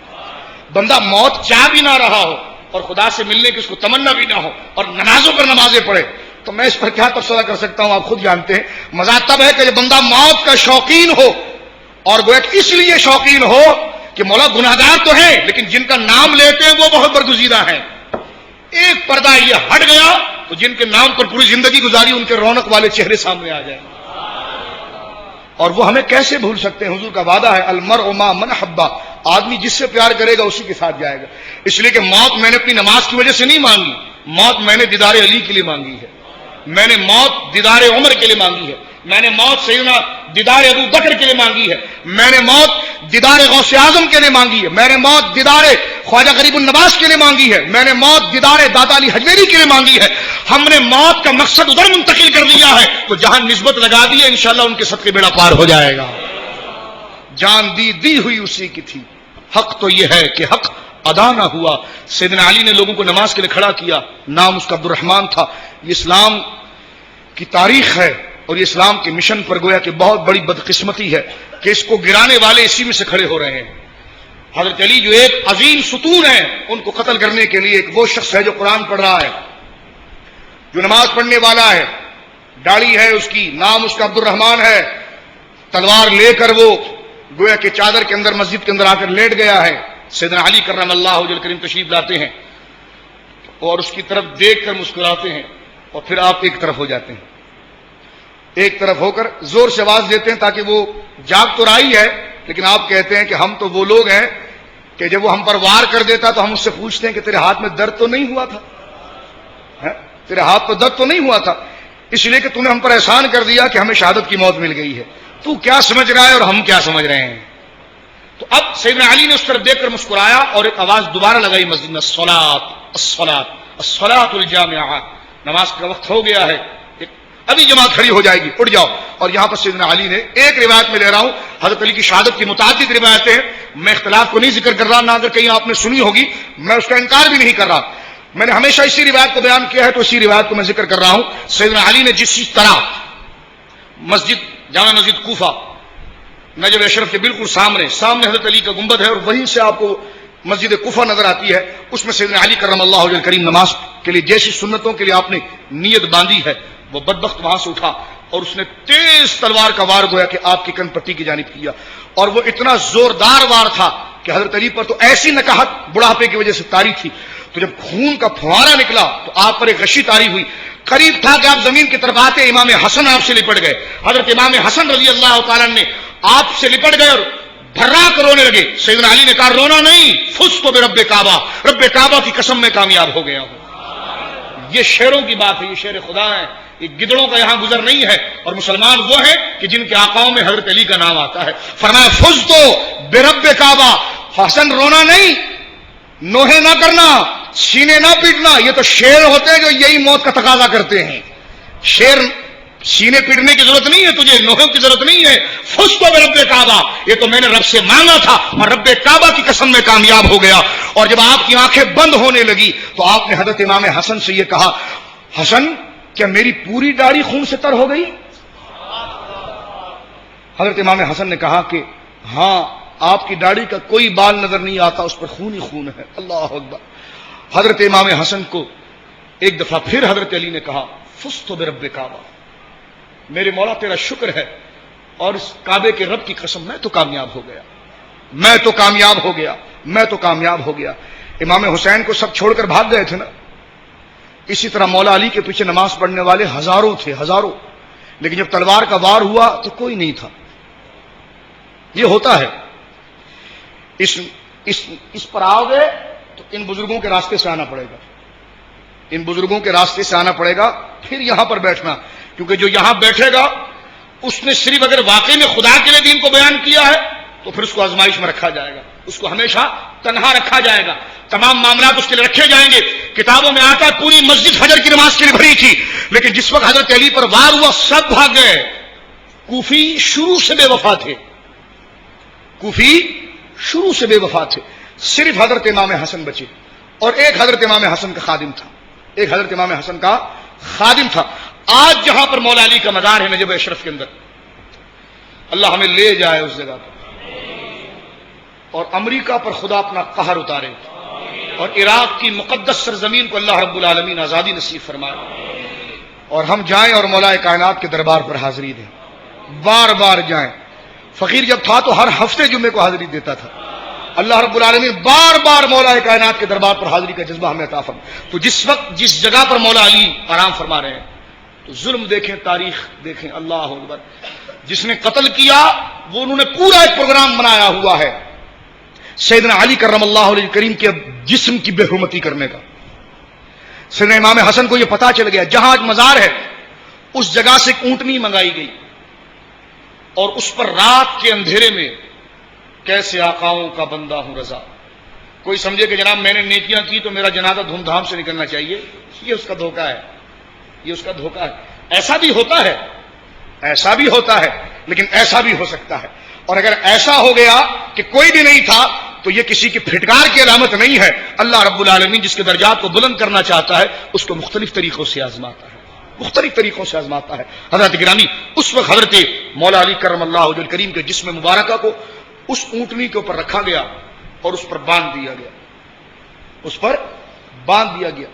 باندھ کر وہاں سے اونٹنی کو ہٹال دیا گیا, اس لیے کہ اتنی افواہ پھیلی تھی اور خارجی جو تھے, خارجی جو ہر خارجیوں کے علاوہ ساری وہاں پر وضاحت کے ساتھ وقت یہاں پر بہت زیادہ ہو رہا ہے, وہ سارا آپ دیکھ لیجئے گا, ساری تاریخ آپ کو سمجھ میں آ جائے گی. میں نے سارے تقاضے وہاں بیان کیے کہ حضرت علی کو شہید کرنے کی وجہ کیا بنی اور یہ کیا چیز تھی, افواہ تھی کہ مسلمان اتنے زیادہ ہونے کے باوجود ان سے مقابلہ نہیں کر پائے. اس ساری تاریخ کی ایک لمبی تقریب میں نے 3.5-4 گھنٹے کی اسی مسجد پر کی ہے, وہ آپ درس بخاری اور دیگر سیڈیز کے اندر وہ ایک تفصیلی طور پر دیکھ سکتے ہیں الحمدللہ حوالوں کے ساتھ. اس تقریر کو تو ضرور سنیے گا, اس لیے کہ پھر آپ کو اس تقریر کو اگر آپ سن لیں گے, میں نے اس میں محنت کی ہے, جمع کیا ہے, اس سے آپ کو یہ فائدہ ہوگا کہ اس وقت کی سیاسی صورتحال آپ کو سمجھ میں آ جائے گی اور اس وقت آپ نے اپنے ایمان کو کس طرح چلانا ہے وہ سیدنا علی کرم اللہ وجہ کریم اور ان کے ماننے والوں کے نام سے آپ کے سامنے آ جائے گا. سیدنا علی امیر المومنین ہے جناب. مسلمان 3 بر اعظموں پر حکومت کر رہے ہیں لیکن امیر المومنین کے جنازے کی حفاظت کرنے والا کوئی نہیں, جسم کی حفاظت کرنے والا کوئی نہیں. اونٹنی کو رات کے وقت رسی سے باندھ کر امام حسن نے رات کے اندھیرے میں دھکا دے دیا اور وہاں قبر کھود دی گئی. کسی کو پتا, اب خارجی تلوار لے کر گھوم رہے ہیں کہ جسد کہاں ہے, جسد کہاں ہے. کئی باتیں اس میں, کئی ایسی باتیں جو میں آپ کو بتانا بھی نہیں چاہتا. اب وہ اونٹنی جا کر وہاں پر رکی جہاں پر آج مولا علی کا مزار مقدس ہے. آپ کے جنازے کی نماز صرف 3 آدمیوں نے پڑھی. کتنے؟ اللہ اکبر. امام کل ہیں, ولایت کے شہنشاہ ہیں, عقلی میں ولایت کے شہنشاہ. ولایت کی خلافت آپ سے جاری ہوتی ہے, نسل محمدی کے بانی ہیں, اتنی فضیلت ہے آپ کی, اتنا بڑا مقام ہے آپ کا. سیدہ زہرا آپ کے نکاح میں ہے, حسنین کریمین آپ کی اولاد میں ہیں. سب سے پہلے ہو گئی کہ اونٹنی یہاں چلے گئی, کسی نے کیا کر دیا, کسی نے کیا کر دیا. لیکن ہمارے جو جمہور بزرگ ہیں وہ نجب اشرف ہی کی طرف توجہ کرتے ہیں اور وہیں سے خیرات ولایت کو طلب کرتے ہیں. تو یقیناً جب مسلمانوں پر پھر حالات بحال ہوئے تو سیدنا مولا علی کے مزار کو متعارف کیا گیا کہ یہ جو بیابان میں تنہا, یہ بیابان میں اجڑا ہوا جو مزار تمہیں نظر آ رہا ہے نا, یہ وہ ہے جس نے اسلام کو باغ و بہار بنایا تھا. آج اسلام میں جو رونق اور خوشبو اور اسلام جو لالہدار کی حیثیت حاصل کر رہا ہے, آج یہ اجڑے ہوئے مزار کو تم دیکھ رہے ہو, یہ وہ مرد قلندر ہے کہ جس نے سب سے پہلے کعبے کے اندر آ کر سید عالم صلی اللہ علیہ وسلم کے ہاتھ پر ایمان کی بیعت کی تھی. لیکن اس مرحلے کو دیکھ کر تھک نہ جانا, مومن کے لیے دنیا قید خانہ ہے, کافر کے لیے جنت ہے. یہ اجڑا ہوا مزار تم نے دیکھ لیا, میدان محشر میں علی کو دیکھنا کہ میدان محشر میں علی ہوں گے اور ان کے ساتھ اللہ رب العالمین کے کرام و نوازشات کی کیا بات ہوگی. مولا وہ دن جلدی آئے کہ ہم مولا علی کے چہرے مقدس کی زیارت کر سکیں, جن کی محبت میں ہمارا دل بلکتا ہے. مولا امتحان کے ہم قابل نہیں ہیں, بس یہ تھوڑا سا صبر آ جاتا ہے. جب دل ان طرف لگ جائے تو مولا پھر ہمیں اپنے پاس بلا اور ایسا بلا کہ ہم ایمان کے ساتھ دنیا سے جائیں اور اپنے ان مخدوموں کے قدموں میں گر کر تیری نوازشات اور تیری رضا سے بہرہ مند ہو جائیں. مولا جب وقت نزا ہو تو ہمارا دل ان بزرگوں سے غافل نہ ہو. مولا جب وقت نزا ہو, جب موت کا فرشتہ ہمارے سر کھڑا ہو تو مولا ہم دین سے غافل نہ ہو جائیں. ہمیں اپنے جسم کا درد, اپنے جسم کی بے چینی مولا کہیں ان بزرگوں کی استقامت سے ہمیں غافل نہ کر دے. ہر چیز پر, ہر شے پر ہمیں اس محبت کو نافذ فرما. اور وہ ہو سکتا ہے میرے دوستو جب ہم ان کی یادوں کو رمضان کے علاوہ بھی منایا کریں. ہم کبھی مسجدوں میں اجتماع رمضانوں کے علاوہ بھی کرا کریں. ہم ہر چیز کو رسم اور ایک گویا کی چیز نہ لیں کہ جس دن یہ دن ہو جائے تو ہم مسجدوں میں بھر جائیں اور جس دن یہ دل نہ ہو تو جناب مسجدیں خالی پڑی ہو. نہیں، اس یادوں کو تو پکانا چاہیے، اس کو گرم رکھنا چاہیے، اس کو ہمیشہ آباد رکھنا چاہیے. ہمیں جس طرح یہ شعور ہوتا ہے نا کہ ہم بغیر کپڑے کے گھر سے نہیں نکلتے اس لیے کہ بے حیائی ہے، اسی طرح دل کا بھی ایک ستر ہے اور دل پر ان کی محبت کا پردہ ڈلا ہونا چاہیے. اس لیے کہ جس کے دل پر اس محبت کا پردہ ڈلا ہوا ہوتا ہے وہی دل ایمان کے اور اللہ کے اس رنگ سے معمور ہوتا ہے اور خدا کی بارگاہ میں وہی مقبول ہوتا ہے. اللہ آپ بھائیوں کا آنا قبول فرمائے. آپ کے جذبات کی میں قدر کرتا ہوں اور میں یہ کہتا ہوں کہ جتنی حدیثیں میں نے پڑھی ہے اس سب کا ثواب اللہ آپ کو عطا فرمائے. آپ تو آئے ہیں، اللہ رب العالمین نے الحمدللہ تحدیث نعمت کے لیے عرض کروں کہ نسب علی ہونے کے حوالے سے مجھے جو اس وقت یہ نعمتیں عطا فرمائی میں سب کا ثواب آپ کو عطا فرما دوں. سب آپ کو دیتا ہوں اس لیے کہ آپ اس پرفتن دور کے اندر حضرت علی کو سننے کے لیے آئے ہیں. جس وقت افراتفری ہے، روٹی مکان کھانا پینا ہر طرف بھاگ رہے ہیں، میں آپ کی جرت کو سلام کرتا ہوں اور میں آپ کی خدمت میں سلام اور آپ کی استقامت پر سلام پیش کرتا ہوں کہ آپ نے دور دراز کا سفر کیا اور مولا کی محبت میں آپ تشریف لائے اور یہاں پر جم کر آپ نے اہل بیت کی محبت کو سماعت کیا. اللہ رب العالمین آپ کے آنے کی برکت سے میرا کہنا قبول فرما لے، آپ کے بیٹھنے کی برکت سے میرا بولنا قبول فرما لے، آپ کے جذبے کی برکت سے اللہ رب العالمین میں نے جو دعائیہ کلمات اپنے لیے آپ کے لیے کہے ہیں اللہ رب العالمین سے قبول فرمائے. حدیث پاک میں آتا ہے جب ایسا مسلمانوں کا مجمع رکھا ہوتا ہے تو فرشتوں کا جلوس گزرتا ہے قریب سے، کیونکہ میں آپ سب کے لیے حسن ظن رکھتا ہوں اور یقین کرتا ہوں کہ آپ کا دل اس وقت کہیں نہیں ہے، سب کا دل نجب اشرف اور مولا علی کی طرف ہے اور اہل بیت کی محبت سے معمور ہے. تو ایسوں کے لیے ہی میرے آقا نے فرمایا جب فرشتے وہاں سے گزرتے ہیں اور اللہ کی بارگاہ میں پہنچتے ہیں صحیح حدیث میں آتا ہے کہ مولا کچھ کو ہم نے دیکھا وہ تیرے ذکر سے معمور تھے، تو اللہ فرماتا ہے جاؤ اعلان کر دو کہ ان میں بے شمار نہیں تو ایک تو مخلص ضرور تھا اور جو ان مخلص کے ساتھ جلسا اور جلیس تھا بیٹھا ہوا تھا تو اس متقی کی وجہ سے پھر ان میں کوئی بدبخت نہیں رہا. ہم نے اس سارے مجمع کو بدبختی سے آزاد کر دیا ہے، سب کو ہم نے سیدیت میں شمار فرمایا. مولا اگر اس میں کوئی نیک بندہ تھا اور ہے یقینی ہے تو مولا کریم اس کے صدقے مولا کریم ہمیں بدبختی سے محفوظ فرما. مولا کریم ہمارے ظاہری اور باطنی احوال پر رحم فرما، ہمیں اپنا خوف عطا فرما. مولا ہمارا دل گناہوں کا بڑا دل دادا ہو گیا ہے، مولا کریم ہمیں ہر جگہ تیری ذات اور تیرے علم کو محسوس کرنے کی توفیق عطا فرما. نمازیں ہماری نکل جاتی ہیں مولا ہمیں خیال نہیں ہوتا، مولا کریم یہ خیال کہ تو دیکھ رہا ہے مولا کریم یہ ہمارے دلوں میں زندہ فرما اور اسی خیال سے ہمارے قدم کھینچتے ہوئے تیری بارگاہ میں آ جائے اور اسی خیال سے ہمارا سر قیام سے کھینچتا ہوا تیرے سامنے سر بنیاز ہو جائے. مولا کریم ہمیں اپنا پاکیزہ تصور عطا فرما. مولا کریم اہل بیت کی محبت ہمیں عطا فرما. مولا کریم ہمیں صحابہ کی محبت سے معمور فرما. سیدنا صدیق اکبر کی محبت عطا فرما، سیدنا عمر کی محبت عطا فرما، سیدنا علی کی محبت عطا فرما. ازواج مطہرات کی ہماری ماؤں کی مولا کریم قدر و قیمت اور محبت ہمارے دلوں میں راسخ فرما. اہل بیت پاک کی محبت عطا فرما، اولیاء کی محبت عطا فرما. اس کی برکت سے مولا کریم ہمیں وہ چیزیں جو ہمارے ایمان کو خراب کر دیتی ہیں اور ہمارے لیے زوال کا باعث بنتی ہے مولا کریم کچھ تو تیرے نیک بندے ایسے ہیں کہ ان پر تو امتحان کو ڈالتا ہے لیکن وہ استقامت کے پہاڑ بنے رہتے ہیں. ہمیں تو اگر صرف آٹا مہنگا ہو جائے تو ہمارے پاؤں استقامت ہلنے لگ جاتے ہیں. تو مولا کریم ہمیں اتنا رزق عطا فرما کہ جس سے ہمارا ایمان محفوظ رہ سکے. مولا ہمیں اتنا مال دے دے مولا ہم دین پر رہنا چاہتے ہیں لیکن انسان ہے نفس شیطان رکھتے ہیں تبھی محبت مولا بہت پریشان ہو جاتے ہیں تیری وحشتوں سے. اے دل مجھے کیوں نہ آر آئے تو انہی سے دور بھاگے جس سے تجھ پہ پیار آئے. مولا ہم تیری طرف آنا چاہتے ہیں لیکن مال آنے نہیں دیتا. مولا تیری طرف آنا چاہتے ہیں لیکن یہ طبی محبتیں یہ روٹی یہ خوراک یہ رہن سہن کی سہولتیں ہمیں تیرے دربار میں تیرے محبوبوں کے قریب آنے نہیں دیتی. مولا تو قادر مطلق ہے، تو جب کفر کو ایمان میں بدل سکتا ہے، تو بنجر زمین کو لالازار بنا سکتا ہے، خشک جگہ کو نہر اور سمندر میں تبدیل کر سکتا ہے، تو مولا ہماری اس خواہش کو تو تبدیل کر کے اس کو ہمارے ایمان کے تابع کر سکتا ہے. مولا کریم اپنی رضا کے تابع کر سکتا ہے. آج مولا علی کے وسیلے سے دعا کرتے ہیں، مولا ہماری خواہشات کو ایمان کے تابع کر دے. مولا کریم ہماری خواہشات کو مولا اپنی رضا کے تابع کر دے. مولا ہمیں اتنا مال دے جس سے ہم تجھے یاد کر سکے اور ہمارا دل تیرے سے غافل نہ ہو. مولا اتنی جائز شہرت دے کہ جس سے ہم تیری ہی بارگاہ کی طرف تمنا امید لگائے ہوئے ہوں. مولا کریم ایسی ہی اولاد، ایسا ہی مکان، ایسے ہی دنیاوی عروج عطا فرما جس سے ہمارا ایمان محفوظ ہو. جو ہم میں کچھ لے کر خوش ہونے والے ان کو ان کی طبیعت کے حوالے سے عطا فرما.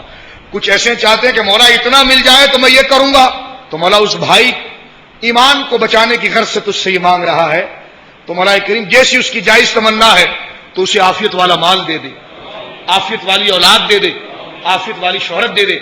تجھ سے مال زیادہ مانگنا برا نہیں، تجھ سے اولاد زیادہ مانگنا برا نہیں، تجھ سے اچھے مکانات مانگنا برا نہیں، تجھ سے مال کی زیادہ مقدار مانگنا برا نہیں. برا یہ ہے کہ تجھے بھلا دیا جائے. مولا ہمیں اتنا مال دے جس سے ہمارا نفس بھی بھر جائے، طبیعت بھی بھر جائے، اور پھر اس پر بادشاہی تیری یاد کر رہی ہو. دل میں ہو یاد تیری گوشائے تنہائی ہو، پھر تو خلوت میں عجب انجمن آرائی ہو. مولا یہاں چھوٹے چھوٹے بچے بھی بیٹھے ہیں جو اس مقام پر اب نہیں پہنچے جہاں پر شریعت انہیں کسی بات پر گرفت کرے اور ان پر سزا اور جزا کا حکم لگائے. مولا ان ننھے منھے ہاتھوں کی برکت سے مولا ہماری دعاؤں کو مقبول فرما.